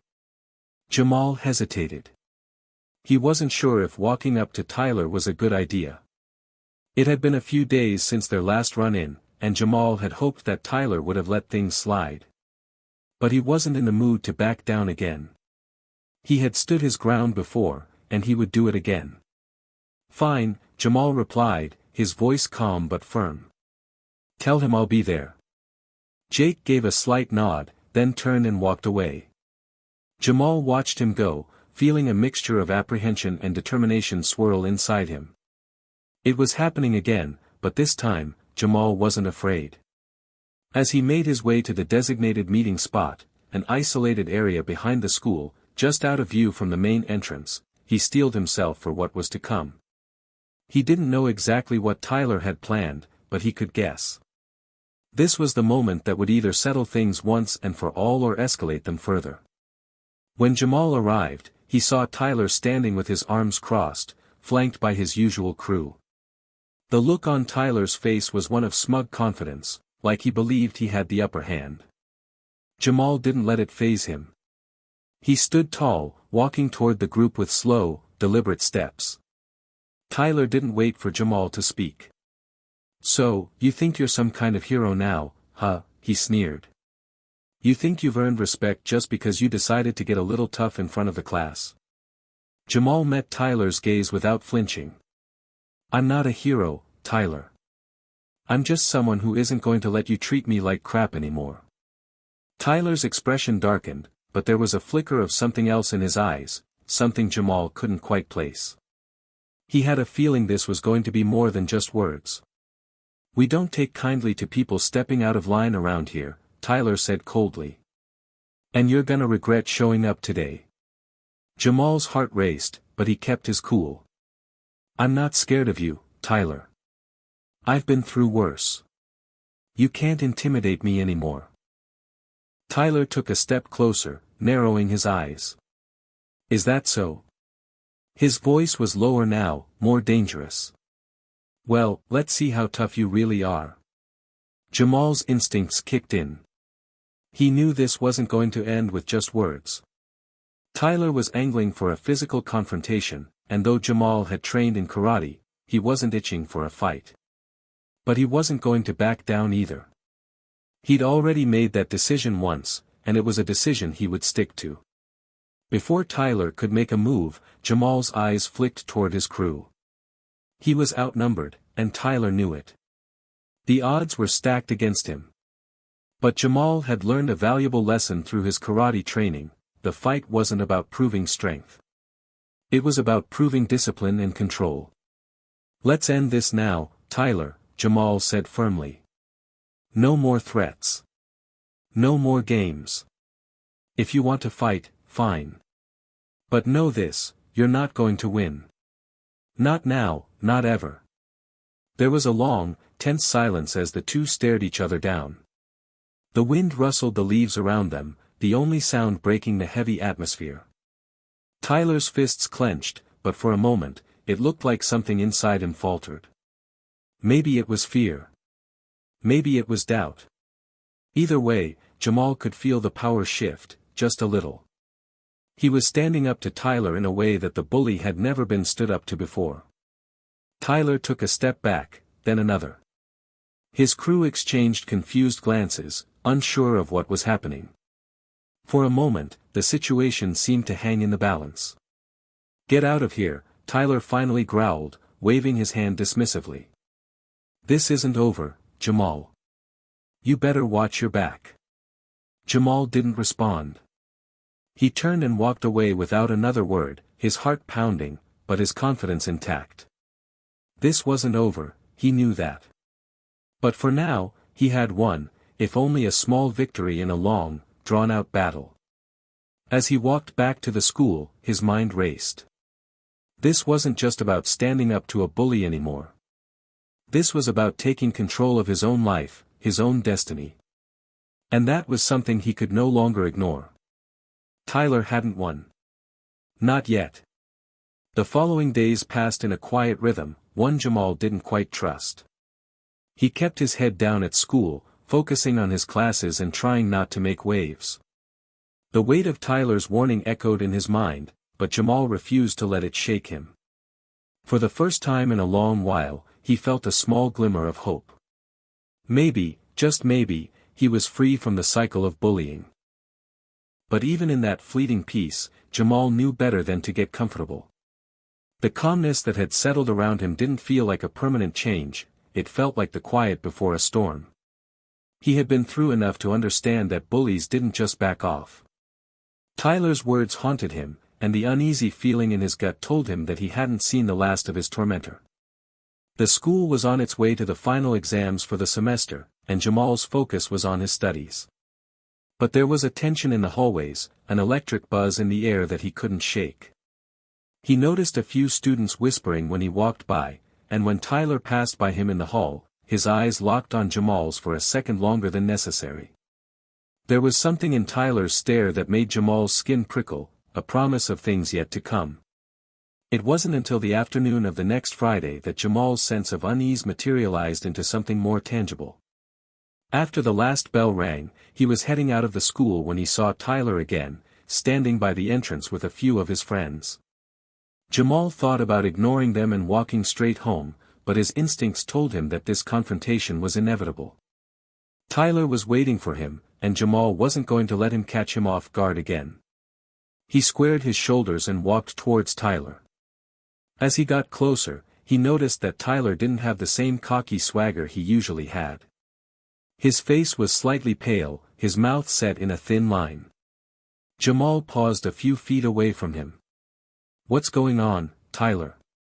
Jamal asked, his voice firm but cautious. Tyler didn't answer right away. Instead, he glanced around, making sure no one else was watching before he motioned for Jamal to come closer. Jamal hesitated but stepped forward. Tyler's friend stood behind him, looking uneasy. The whole scene felt different, like the power dynamic had shifted, and Tyler wasn't the one calling the shots. "Jamal, listen," Tyler began, his tone softer than usual, almost apologetic. "I know I've been a jerk to you. I know I've messed with you a lot. But I need you to understand something. This isn't just about us anymore." Jamal raised an eyebrow, confused. This wasn't the Tyler he had come to know, the one who thrived on making people feel small. The shift was unsettling. "What are you talking about?" Jamal asked. "If this is some trick to get me to back down again." "No," Tyler interrupted, shaking his head. "It's not a trick. But I can't say too much. You've got to trust me on this." Jamal felt his heart rate increase. There was something off about this whole conversation. Tyler's demeanor was too different, too subdued. Jamal wasn't sure if he should be worried or relieved. Was this the beginning of a truce, or was there something deeper going on that he wasn't seeing? "You've been good lately," Tyler continued, still glancing around like he was checking for spies. "And I owe you for that fight, I guess. But there's something going on, something bigger than us. You need to be careful." Jamal's mind raced. "What do you mean? What's going on?" Tyler hesitated again, and Jamal could see that he was struggling with whatever he was about to say. He sighed deeply before continuing. It's not just me who's been watching you, he said, his voice dropping lower. There are people who don't care about the school, about any of this. They don't care who you are or what you've done. They see you as a target. And I've heard them talk about it. Jamal's stomach sank as Tyler's words sank in. What people? Who are you talking about? Tyler glanced over his shoulder one last time, then pulled Jamal to the side, out of earshot of the others. He spoke quickly, urgently. There's this group, man. I don't know much about them, but they've been looking for someone to mess with. Someone who stands out. And now that you've caught their attention, you need to watch your back. Jamal's mind was racing. Was Tyler for real? It sounded like something out of a bad movie, a secret group targeting him for reasons unknown. But there was a sincerity in Tyler's voice that made Jamal stop and think. Maybe Tyler wasn't trying to mess with him this time. Maybe Tyler was trying to warn him, genuinely trying to help him avoid something worse. Why are you telling me this? Jamal asked, his voice a little shaky. Tyler looked away for a moment, his face conflicted. Because I don't want to see you get hurt, alright? I've been through stuff, too, and I know what it's like to be caught up in things you don't understand. But these people? They don't care who you are. They don't care about rules or boundaries. They just want to hurt someone. And I think you're in their sights. Jamal stood there, digesting Tyler's words. His gut told him that he couldn't let his guard down, not now, not when things were still so uncertain. Who are these people, Tyler? And why should I believe you? Tyler met his gaze and finally, for the first time, Jamal saw a flicker of honesty in his eyes, something raw, something real. I don't know their names. But I know they're dangerous. And you don't want to mess with them. Jamal wasn't sure what to think. Was this just another one of Tyler's mind games? Was he trying to manipulate him into making a mistake? Or was there a real threat lurking in the shadows, waiting for the right moment to strike? I'll keep my eyes open, Jamal finally said, his voice steady. But if you're playing me, Tyler, you'll regret it. Tyler gave a slight nod, then stepped back, his usual bravado returning. You'll figure it out. Just don't say I didn't warn you. Jamal watched as Tyler walked away, his group trailing behind him. Jamal stood there for a moment longer, his mind reeling from what he had just learned. He didn't know who these people were or what they wanted, but he couldn't afford to ignore the warning. Something darker was coming, and he was about to find out just how deep the rabbit hole went. The following week, Jamal found himself in a constant state of alert. It wasn't just the usual tension he felt in the hallways, something heavier was hanging in the air, and he couldn't shake the feeling that trouble was closer than he realized. Tyler's cryptic warning echoed in his mind every time he stepped into school, every time he passed a group of students huddled in the corners of the cafeteria, whispering behind their hands. Jamal wasn't sure what to make of it all. Could Tyler really be telling the truth? Could a secret group really be targeting him, or was this just another one of Tyler's twisted mind games? He hadn't trusted Tyler in years, not since elementary school when he used to be the biggest bully.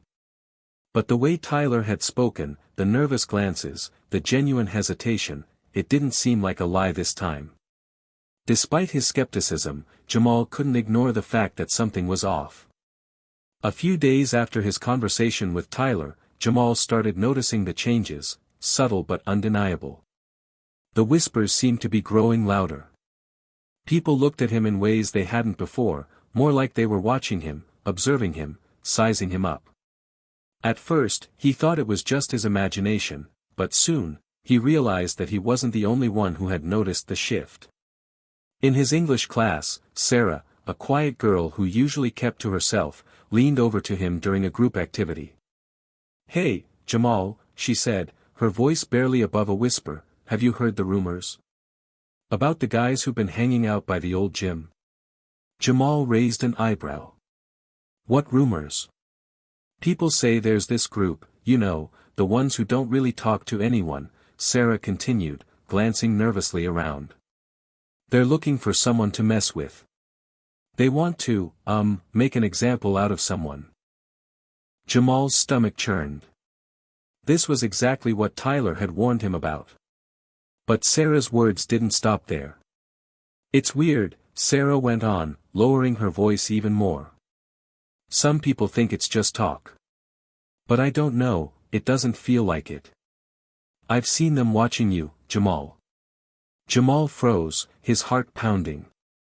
You've seen them watching me, he repeated, trying to keep his voice steady. Sarah nodded. Yeah. More than once. I don't think they're the kind of people you want to get involved with. Jamal didn't know what to say. His mind was reeling. Tyler's warning, Sarah's words, they were too close to be ignored. But who were these people? What did they want with him? As soon as the bell rang, signaling the end of class, Jamal gathered his things and left the room quickly. He needed to think. His usual routine after school was to head straight home, but today, he couldn't shake the feeling that something was waiting for him. Maybe it was time to do some investigating of his own. He walked through the school hallways, past the lockers where students were gathering, murmuring in groups. Some of them glanced up at him, and he could feel their eyes following him as he walked. His paranoia was growing, but he couldn't ignore the truth, something was wrong. As he made his way to the back of the school, where the old gymnasium stood, an area most students avoided due to its dilapidated state, Jamal saw them. A group of guys leaning against the walls, their postures too relaxed, too deliberate. They weren't laughing or joking like the typical group of high schoolers, there was something cold about the way they stood there. Jamal stopped a few feet away, watching them closely. They didn't seem to notice him at first. But then, one of them, a tall kid with dark sunglasses and a hoodie, turned around and locked eyes with him. His expression was unreadable, but there was a certain malice in his stare. Jamal's heart skipped a beat, but he held his ground. He wasn't about to be intimidated. He had faced worse, this wasn't the first time someone had tried to bully him. But something about these guys felt different. They weren't the typical schoolyard bullies, there was a more calculated, dangerous air around them. Without breaking eye contact, the tall kid gave a slight nod to his friends, and they all slowly started to move toward Jamal. The tension in the air was thick, and for the first time in weeks, Jamal felt the familiar knot of fear twist in his stomach. Got a problem, kid? One of them sneered, his voice low and dangerous. Jamal didn't respond immediately. He wasn't sure what to say or if he should even speak. The group was closing in on him now, surrounding him with their imposing presence. They weren't physically attacking him, yet, but Jamal knew he had to make a choice. He could fight or walk away. But walking away felt wrong. He had already been through too much. He had already been pushed around by bullies for years. He wasn't going to let this group intimidate him. I don't want any trouble, Jamal said, his voice steady but firm. I don't know what you guys want, but I'm not backing down. The tall kid smirked. That's funny, because we weren't asking you to back down. Before Jamal could respond, another one of the guys, a stocky kid with a buzz cut, stepped forward. You think you can just walk around here like you own the place, huh? He spat. You've been acting like you're better than everyone else, but we know who you really are. Jamal's fists clenched. You don't know anything about me, he said, his voice low. The tall kid with the sunglasses laughed, a harsh, humorless sound. We know enough. You're the new kid, the one everyone's been talking about. And trust me, we've got our eyes on you. You don't get to just come in here and take over. You need to be put in your place. The words hung in the air, cold and threatening. Jamal felt his blood run cold. The group wasn't just trying to mess with him, they were out to break him. This wasn't about a fight anymore. This was about power. Jamal didn't move. He stood his ground, though his heart was racing. He didn't know who these guys were, but he couldn't let them control him. He had worked too hard to get here, to get this far, to let some faceless group of bullies tear him down. But then, just as things were about to escalate, the unmistakable sound of a teacher's voice rang out across the yard. "Hey! What's going on over here?"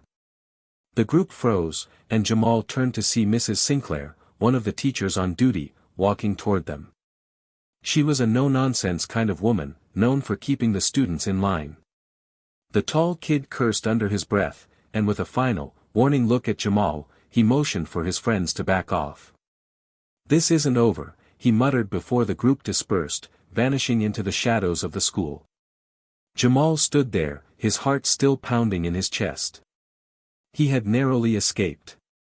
But as he watched the group retreat, he realized something important: this was far from over. The danger wasn't just about dealing with bullies. It was about the fact that someone, or some group, was determined to make his life miserable. And they wouldn't stop until they succeeded. Jamal had to find out who they were, and why they were targeting him. He wasn't going to back down. Not now. Not ever. The battle had only just begun. The days following the encounter by the old gym were a blur of tension. Jamal's mind raced constantly with questions: who were these guys? What did they want from him? And most importantly, why him? He couldn't let it go. He was determined to figure out who was behind the mysterious group that had been watching him. In the classroom, Jamal felt the weight of eyes on him, though no one dared speak directly to him anymore. It was as if they were all waiting for something to happen, something big. He could see the group of bullies, the ones who'd confronted him, still lingering in the halls during class changes. They were never far, always watching, always calculating. But Jamal wasn't going to let himself be paralyzed by fear. He had to be smarter, quicker. If these guys were going to make their move, he would be ready. The problem was, he didn't even know what their move would be. That afternoon, Jamal met with his best friend, Marcus, after school. Marcus had been Jamal's rock since they were kids. They'd been through everything together, every schoolyard fight, every family problem, every awkward teenage moment, and now, this.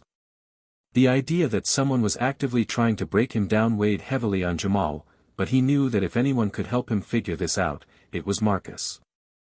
They sat at their usual spot in the cafeteria, a quiet corner by the window that overlooked the basketball courts.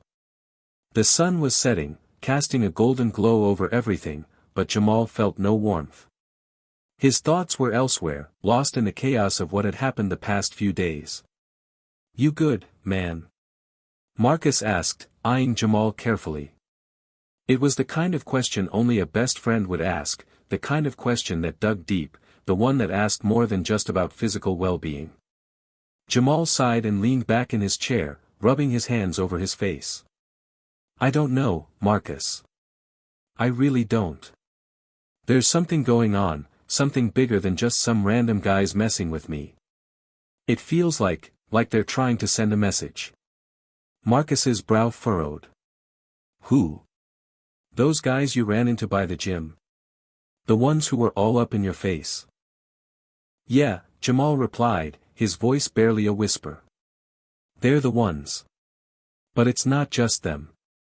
I've been hearing stuff from other students too. It's like they're all watching me, just waiting for me to slip up or do something wrong. I can't put my finger on it, but it's like I'm being singled out." Marcus paused, taking a long drink from his water bottle. "Have you tried talking to anyone? I mean, you could go to a teacher, tell them what's going on. Maybe even the principal." Jamal shook his head. "I've thought about it, but I don't know, man. I don't think anyone would believe me. I'm not even sure I believe me. And even if they did, what would they do? I mean, these guys don't just seem like bullies. They seem like they're part of something bigger. Something that's been brewing for a while. And I don't know who they are, or who's pulling the strings behind all of this." Marcus leaned forward, his face serious now. "Okay, so what do you want to do about it?" Jamal thought for a moment. He had been grappling with this for days. It was hard to know who to trust, what to believe. But there was one thing he knew for sure: he couldn't let these guys win. He had to figure out who was behind them, and why they had it out for him. "I'm going to find out what's really going on," Jamal said, determination hardening his voice. "I've got to know who they are. I can't just sit back and wait for them to make their next move." Marcus raised an eyebrow. "And how do you plan on doing that?" Jamal's mind raced. "I don't know yet. But I've got an idea. There's a lot of things we don't know about these guys, but one thing I do know is that they're not just hanging around for no reason. If I can figure out where they're meeting up, maybe I can find out more. Maybe I can get the jump on them before they make a move." Marcus shook his head, a small smile tugging at the corner of his lips. "Man, you're really serious about this, aren't you?" Jamal nodded, his resolve unwavering. "I can't let them tear me down. I've been knocked down before, but this time, I'm not going to let it happen. I've been through too much." Marcus's smile faded, replaced by a look of concern. "Be careful, Jamal. I don't want you to get caught up in something you can't handle. Whatever these guys are, they sound dangerous." Jamal met his friend's gaze, his expression hardening. "I'll be fine. I've got to do this. For myself, for us. I've got to stop them before it goes any further." The next morning, Jamal was up early, the weight of his plan heavy on his shoulders. He'd spent the night going over everything in his head, trying to figure out the next steps. If the group was going to make their move, it had to be soon. And Jamal wasn't about to be caught off guard again. He grabbed his bag, making sure to slip his phone in his pocket. He'd need it for whatever came next. There was no way he could do this alone. He had to have eyes on the ground, and that meant getting Marcus involved. Marcus had his own ways of gathering information, and he was more tech-savvy than Jamal. He'd be able to track any suspicious activity and maybe even dig up some dirt on these guys. Jamal met up with Marcus in the parking lot before school started, the early morning fog still hanging in the air. The sky was overcast, and a light drizzle had begun to fall, making the whole world feel a little more tense. "You ready?" Marcus asked, his voice low. Jamal nodded. "Let's do this." They both turned toward the school, their steps in sync, their minds focused on one goal, finding out who was pulling the strings, who was behind the mysterious group that had made it their mission to ruin Jamal's life. This was no longer just about defending himself. It was about taking control of his own story and refusing to let anyone else decide his fate. Today was the day he would uncover the truth. The tension was unbearable as the days dragged on. Jamal felt like he was living in a constant state of alertness, always on edge, always expecting something to happen. The weight of the situation was starting to wear him down. He couldn't remember the last time he'd had a peaceful night of sleep, free from the anxiety that gnawed at him from the moment his head hit the pillow. Every shadow seemed ominous. Every sound seemed like a threat. But through all the uncertainty, one thing had become clear: he wasn't going to back down. Jamal and Marcus had spent the past week gathering information, piecing together any lead they could find, trying to track down the group who had been watching Jamal so closely. But every step forward only led to more questions. No one seemed to know anything concrete about the group. Their movements were erratic, and the more Jamal observed, the more he realized that they weren't just a random bunch of troublemakers, they were organized. Methodical. It was late on a Thursday evening when Jamal's phone buzzed with a message from Marcus. He glanced down at the screen, the notification making his pulse quicken. It was a single line of text: "I think I found something." Jamal's stomach tightened as he quickly typed back. "What did you find?" A few seconds passed before Marcus responded, "There's a meeting tonight. 9 p.m. I've tracked the location. Meet me at the usual spot. Bring your gear." Jamal's heart skipped a beat. This was it. This was the break they'd been waiting for. He couldn't believe it. It felt like everything had been building to this moment. His mind raced as he gathered his things: his phone, a flashlight, his notebook, and a spare jacket.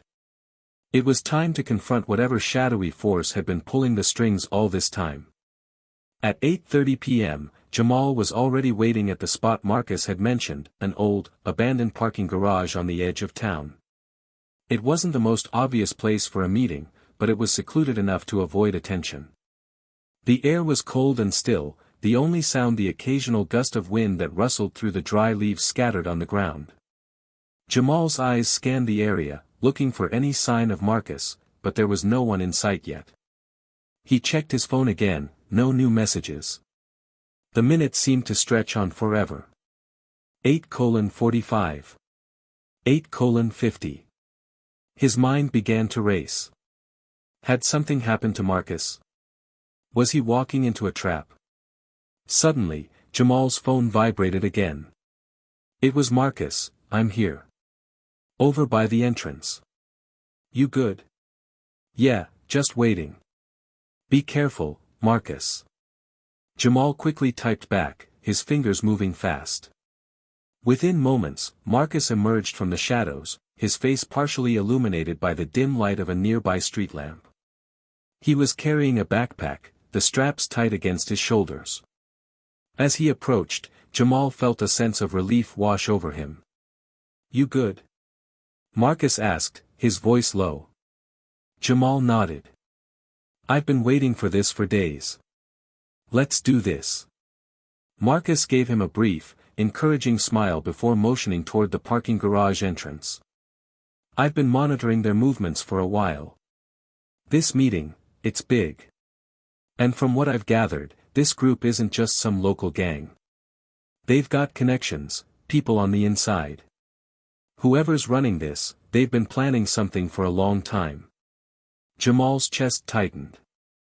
"What kind of something?" Marcus shrugged. "I don't know yet, but it's big enough that they've been keeping it under wraps. I've tried getting into their communication channels, but they're good, really good. Whoever's in charge knows how to cover their tracks." Jamal swallowed hard.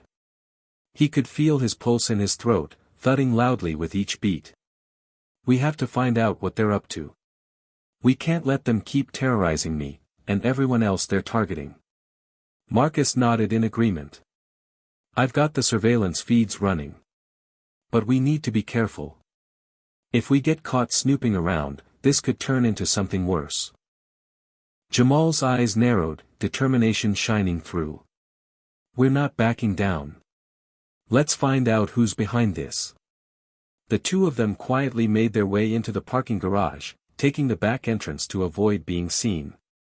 The darkened interior smelled faintly of mildew and gasoline, the flickering lights overhead casting eerie shadows on the walls.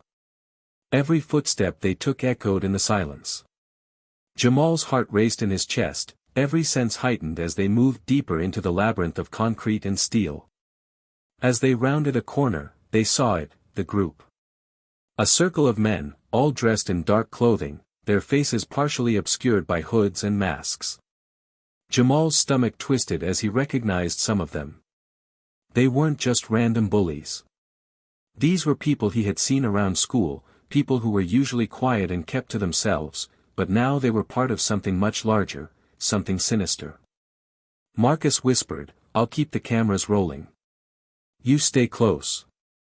Jamal nodded, feeling his throat tighten. This was real. This wasn't just a schoolyard scuffle. There were real dangers lurking behind these men, and Jamal was now standing in the midst of it. The leader of the group stepped forward, his voice low and gravelly. "Everything is in place. We move tonight." Jamal froze. His blood ran cold at the words, but his mind was already racing, trying to put the pieces together. What were they planning?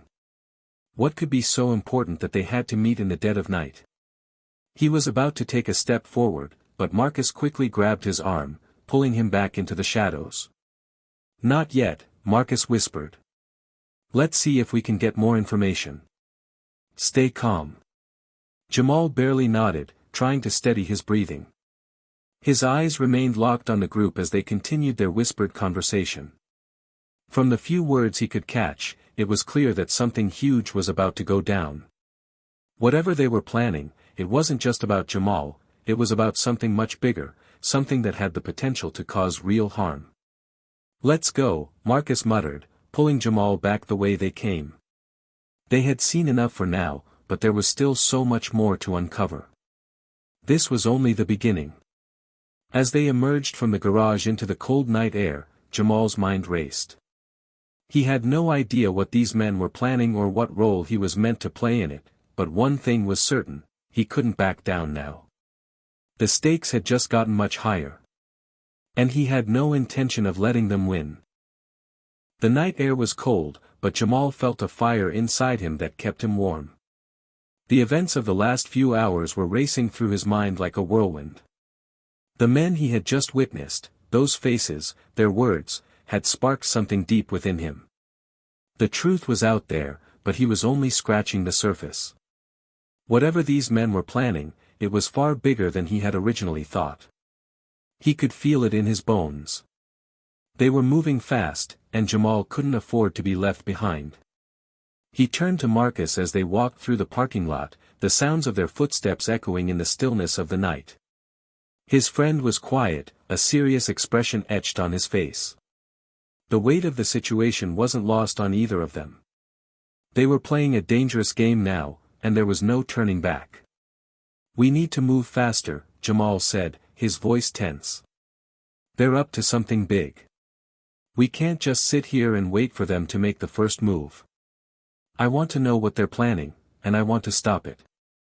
Marcus nodded, his eyes narrowed in thought. "You're right.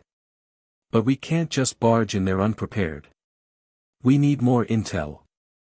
We need to know who's behind this, who else is involved, and what their endgame is."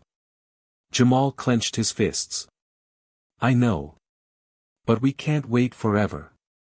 They're planning something tonight, Marcus. We don't have time." "I get it," Marcus said, his voice firm. "We'll get to the bottom of this. But we need to stay smart. We've got one shot at this. If we mess up, we could make things worse, and we can't afford that." The two of them stopped near the edge of the parking lot, standing in the shadows of the nearby streetlights. Jamal could feel the weight of his decision pressing on him. He wasn't just fighting for his own safety anymore. This was bigger than that. These people weren't just targeting him, they were creating a network, a dangerous one, and Jamal was standing in its path.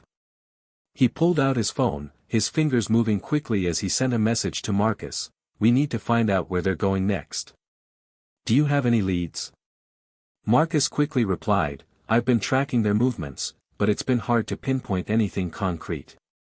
They're covering their tracks well, but I might have something. Give me a few minutes." As Jamal waited for Marcus to respond, he felt his anxiety mounting. Every passing minute felt like an eternity. He was about to put his life on the line in ways he hadn't anticipated. But he wasn't scared. Fear had been a constant companion in his life for so long. Now, it was time to fight back. Finally, Marcus's message popped up. "Got it. I've narrowed down their next location. They're heading to the old warehouse on 5th and Willow. It's a few miles out. Let's move." Without wasting a second, Jamal tucked his phone back into his pocket and turned toward the car. Marcus was already starting the engine, ready to hit the road. They were going in, no hesitation. As they drove through the darkened streets, the tension in the air grew thicker with each mile. Jamal kept his eyes on the road ahead, his mind still racing, trying to figure out what the next move was. What were these men planning? What were they after? Every question only led to more uncertainty. When they finally reached the warehouse, it was clear that something big was going down. The area was completely deserted, save for a few cars parked near the entrance. The dim glow of the warehouse lights flickered in the distance, casting long shadows across the cracked pavement. Jamal felt his heartbeat quicken as they pulled up to a secluded spot nearby, hiding the car as best they could. Marcus leaned over and whispered, "We'll need to be careful. We don't know who's in there, or how many of them there are. Stay close, and keep quiet. We move fast." Jamal nodded, his mind sharp and focused. This was it. They were about to find out what was really going on, and he was determined to get the answers they needed. They crept toward the warehouse, careful not to make a sound. The building loomed ahead, its metal exterior rusted and worn, as if it had been abandoned for years. Jamal could smell the musty air, the dampness that seemed to hang in the atmosphere. It was an eerie place, and the silence only added to the tension. As they neared the entrance, Jamal could see the faint silhouettes of figures moving inside the warehouse. They were gathered in the center, talking in hushed tones. Jamal's heart pounded in his chest as he strained to hear their conversation. One of the men, a tall figure with a deep voice, spoke up. "Everything is set. Tonight, we move. We take the town, and nothing will stop us." Jamal's breath caught in his throat. He leaned closer, trying to get a better view. This wasn't just a local operation. This was bigger. It sounded like they were preparing for something major, a coordinated strike. But what were they after? What was the ultimate goal? "We need to be careful," the man continued. "We don't know who's been tracking us, and we don't want anyone to mess this up.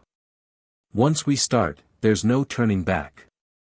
Jamal exchanged a quick glance with Marcus. They both understood now.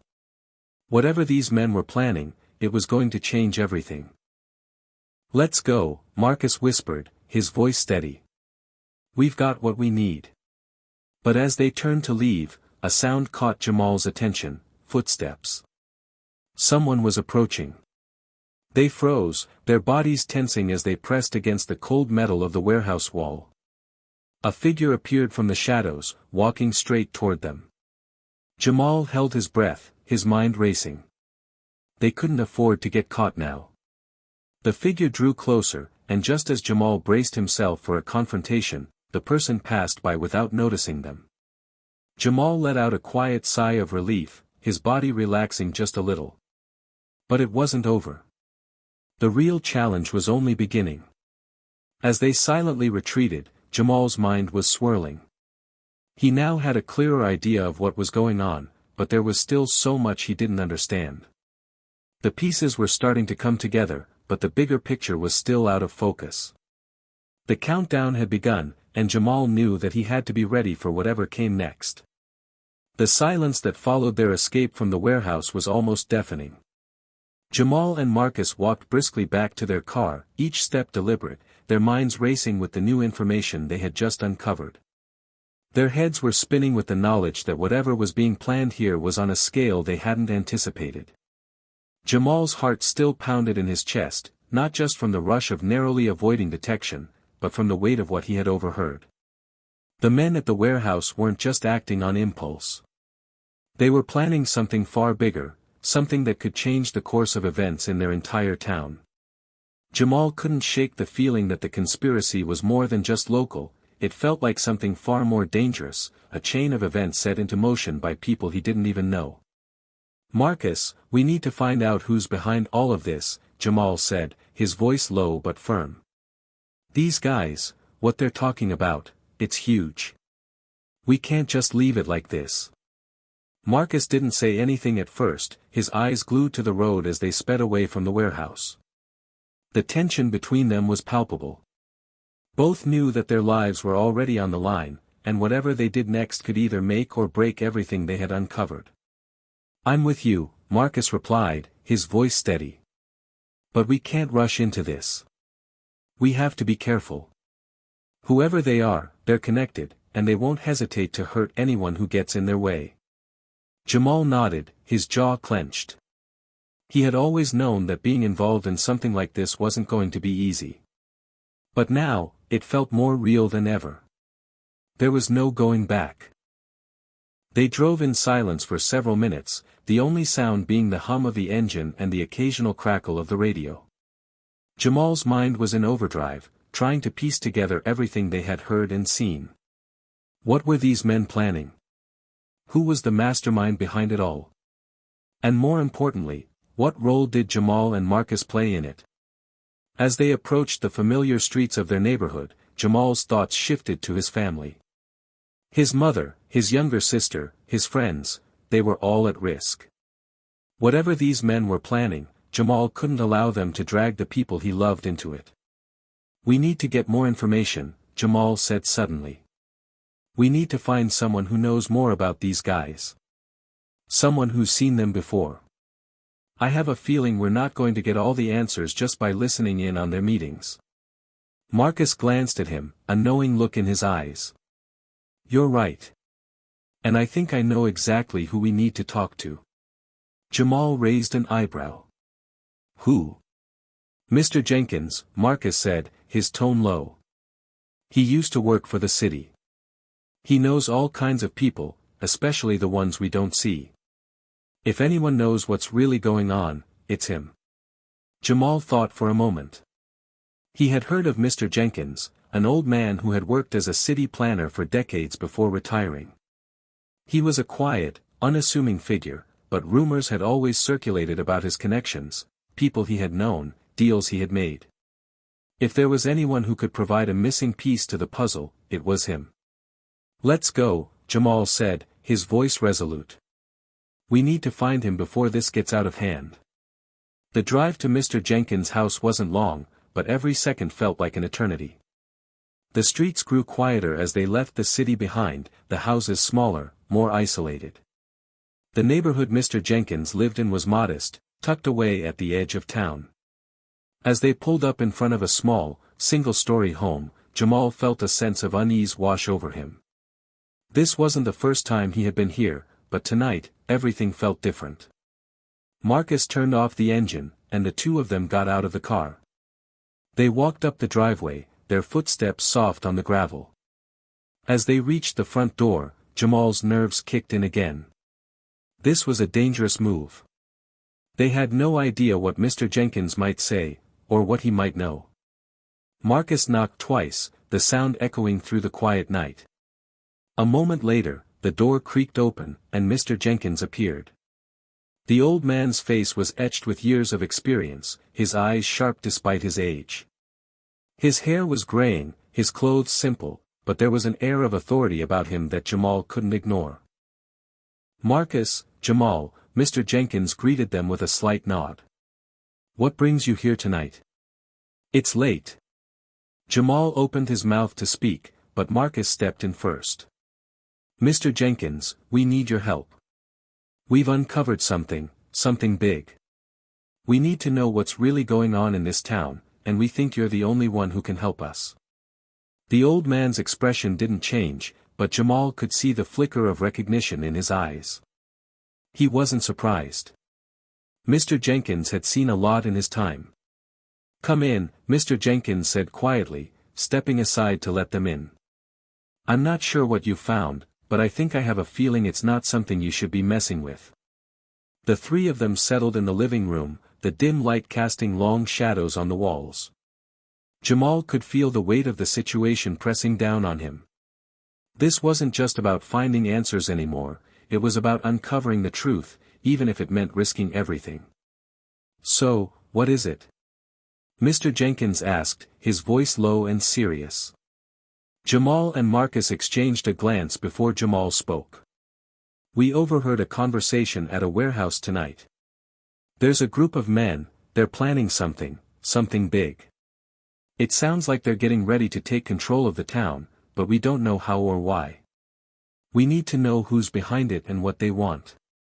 Mr. Jenkins leaned back in his chair, his hands folded in front of him. For a long moment, he didn't say anything, and Jamal wondered if the old man was going to deny knowing anything at all.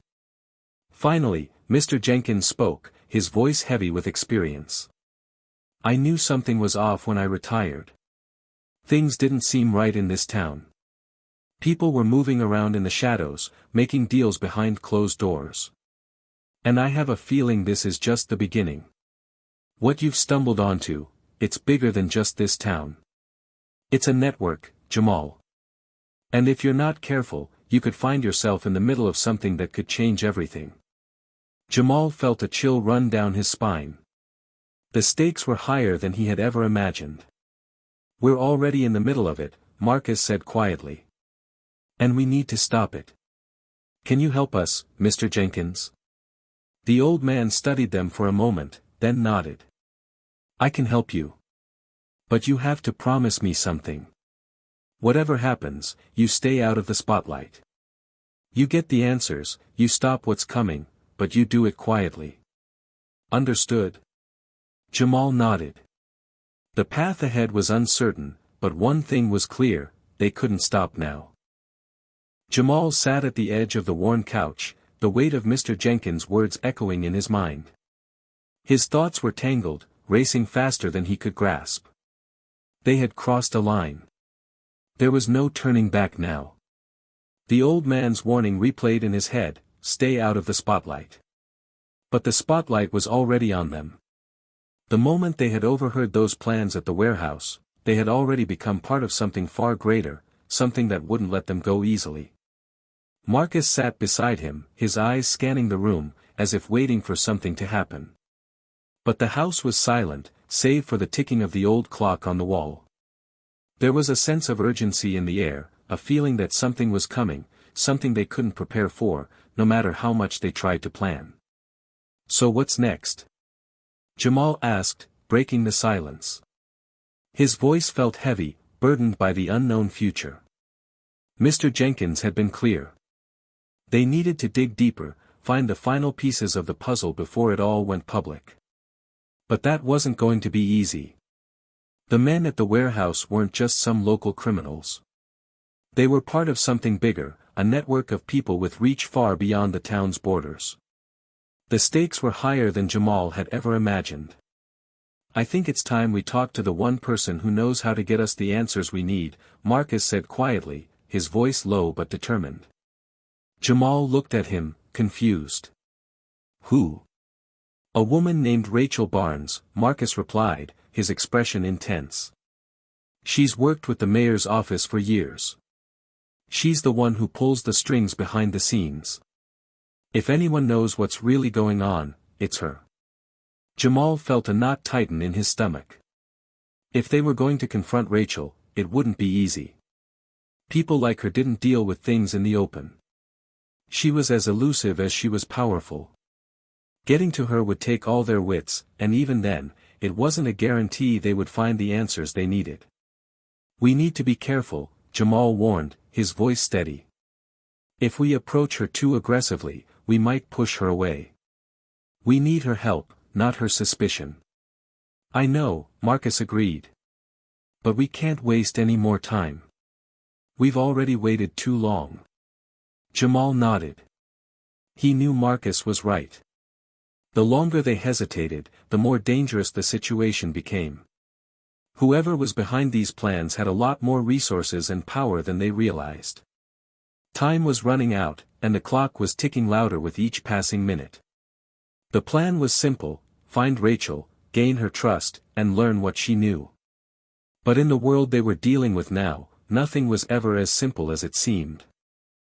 The next morning, they met in the dimly lit corner booth of a cafe just outside of town. The air was thick with the smell of freshly brewed coffee and the quiet murmur of morning conversations. Jamal scanned the room nervously, his eyes searching for any sign of trouble. But the cafe was peaceful, and for a moment, it felt like things hadn't changed. It was a rare moment of normalcy before the storm they knew was coming. Marcus had insisted that Rachel would be the one to meet them here. He had been in contact with her through a discreet network of intermediaries. They couldn't risk meeting anywhere too obvious, so the cafe, tucked away from the main roads, had seemed like the perfect place to talk without drawing attention. They arrived early, and they waited in silence, the minutes feeling like hours. Finally, a woman entered the cafe, her dark hair pulled back into a neat ponytail, her eyes scanning the room with precision. When her gaze landed on Marcus and Jamal, she walked toward them without hesitation. Rachel Barnes was in her late 30s, dressed in a sharp blazer and black pants. Her demeanor was calm, but there was a sharpness to her movements that suggested she was always in control. Her eyes betrayed nothing. She was used to being in charge, and nothing seemed to rattle her. Marcus, Rachel said with a nod, her voice measured. Jamal. I've heard a lot about you too. Jamal felt a surge of apprehension, but he kept his composure. This was the moment that could change everything. If they were going to get to the bottom of this conspiracy, they needed to make Rachel understand that they were on the same side. "Rachel," Marcus greeted her with a tight smile. "Thanks for meeting us. We need your help." Rachel sat down across from them, crossing her arms as she studied them both. "I'm not in the business of helping people who don't know what they're getting into," she said. "But I'll listen. What do you want?" Jamal leaned forward, trying to make his voice as calm as possible, despite the tension in the air. "We know about the plans. The men at the warehouse, the things they're organizing. We need to know who's behind this. We've already been warned, but it's too big to ignore." Rachel's eyes narrowed slightly, and for a moment, Jamal thought she might refuse to say anything. But then, just as quickly, her expression softened. "I know exactly what you're talking about," she said quietly. "It's bigger than you think. There's more at stake here than just this town." Jamal felt his heart rate increase. They were finally getting to the truth. "Then tell us what you know," Marcus said, urgency creeping into his voice. Rachel sighed, glancing around the cafe before speaking again. "It's not just local criminals. It's organized, political, financial. People in power have been pulling strings for years. They've used the town as a starting point, a testing ground. And now, they're ready to move on a larger scale." The weight of her words hit Jamal like a freight train. He had known things were bigger than they seemed, but hearing it out loud made it all too real. "Who are they?" Jamal asked, his voice barely a whisper. Rachel looked at him for a long moment, her eyes searching his face. "I can't tell you everything. Not yet. But if you want to stop this, if you want to make sure this town doesn't become a pawn in something much worse, you need to trust me. I can help you. But we need to move fast." Jamal's mind raced. Trust. It was the hardest thing to offer in a situation like this. But Rachel seemed genuine, and at this point, they had no other options. "All right," Jamal said, his voice firm. "We'll do whatever it takes."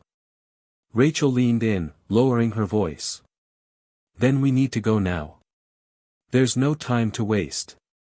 The room was filled with tension as Jamal, Marcus, and Rachel prepared to take the next steps in their fight against the conspiracy they had uncovered. The moment of truth had arrived. They had gathered the pieces, but now they had to put them together before it was too late. The final showdown was coming. And there was no turning back. The storm was coming. Jamal could feel it in his bones, the palpable tension in the air that seemed to thicken with every passing second. Everything they had worked for, every move they had made, led to this moment. The clock was ticking down, and the stakes couldn't be higher. If they didn't act now, everything they'd uncovered, every shred of truth, would slip through their fingers. Rachel, Marcus, and Jamal sat in the dimly lit basement of the old church, surrounded by stacks of files, old maps, and a few scattered electronic devices. It was the only place they could think of that wasn't compromised. The once solemn place of worship had become their base of operations, a safe house from the storm that was bearing down on them. Rachel stood in front of a table covered in papers, pointing to a map of the city and surrounding areas. Her expression was grim, determined. "We've identified their key locations, factories, warehouses, even local government offices. The next phase of their plan is ready to go. If we don't stop them tonight, the entire city could be under their control by morning." Jamal absorbed her words, the weight of the situation sinking in. It was more than just stopping a few criminals, it was about preventing a takeover, an invisible grip on the city that had been silently tightening for years. He thought back to his childhood, to the peaceful neighborhood where he'd grown up, and how, bit by bit, things had changed. It wasn't just the city that had been manipulated, it was its very soul. And now, he and Marcus had to be the ones to stop it. "Where do we go from here?" Jamal asked, his voice steady despite the chaos churning in his chest. He glanced at Marcus, who was already preparing their gear, his focus razor-sharp. Rachel looked up from the map, her eyes meeting Jamal's. "We hit them tonight. We take down their main operation. We get the truth out before they can silence us all." Marcus nodded in agreement. "We've got the tools, and we've got the knowledge. We know where they're weakest, and it's time to strike." But even as he spoke, there was a lingering doubt in Jamal's mind.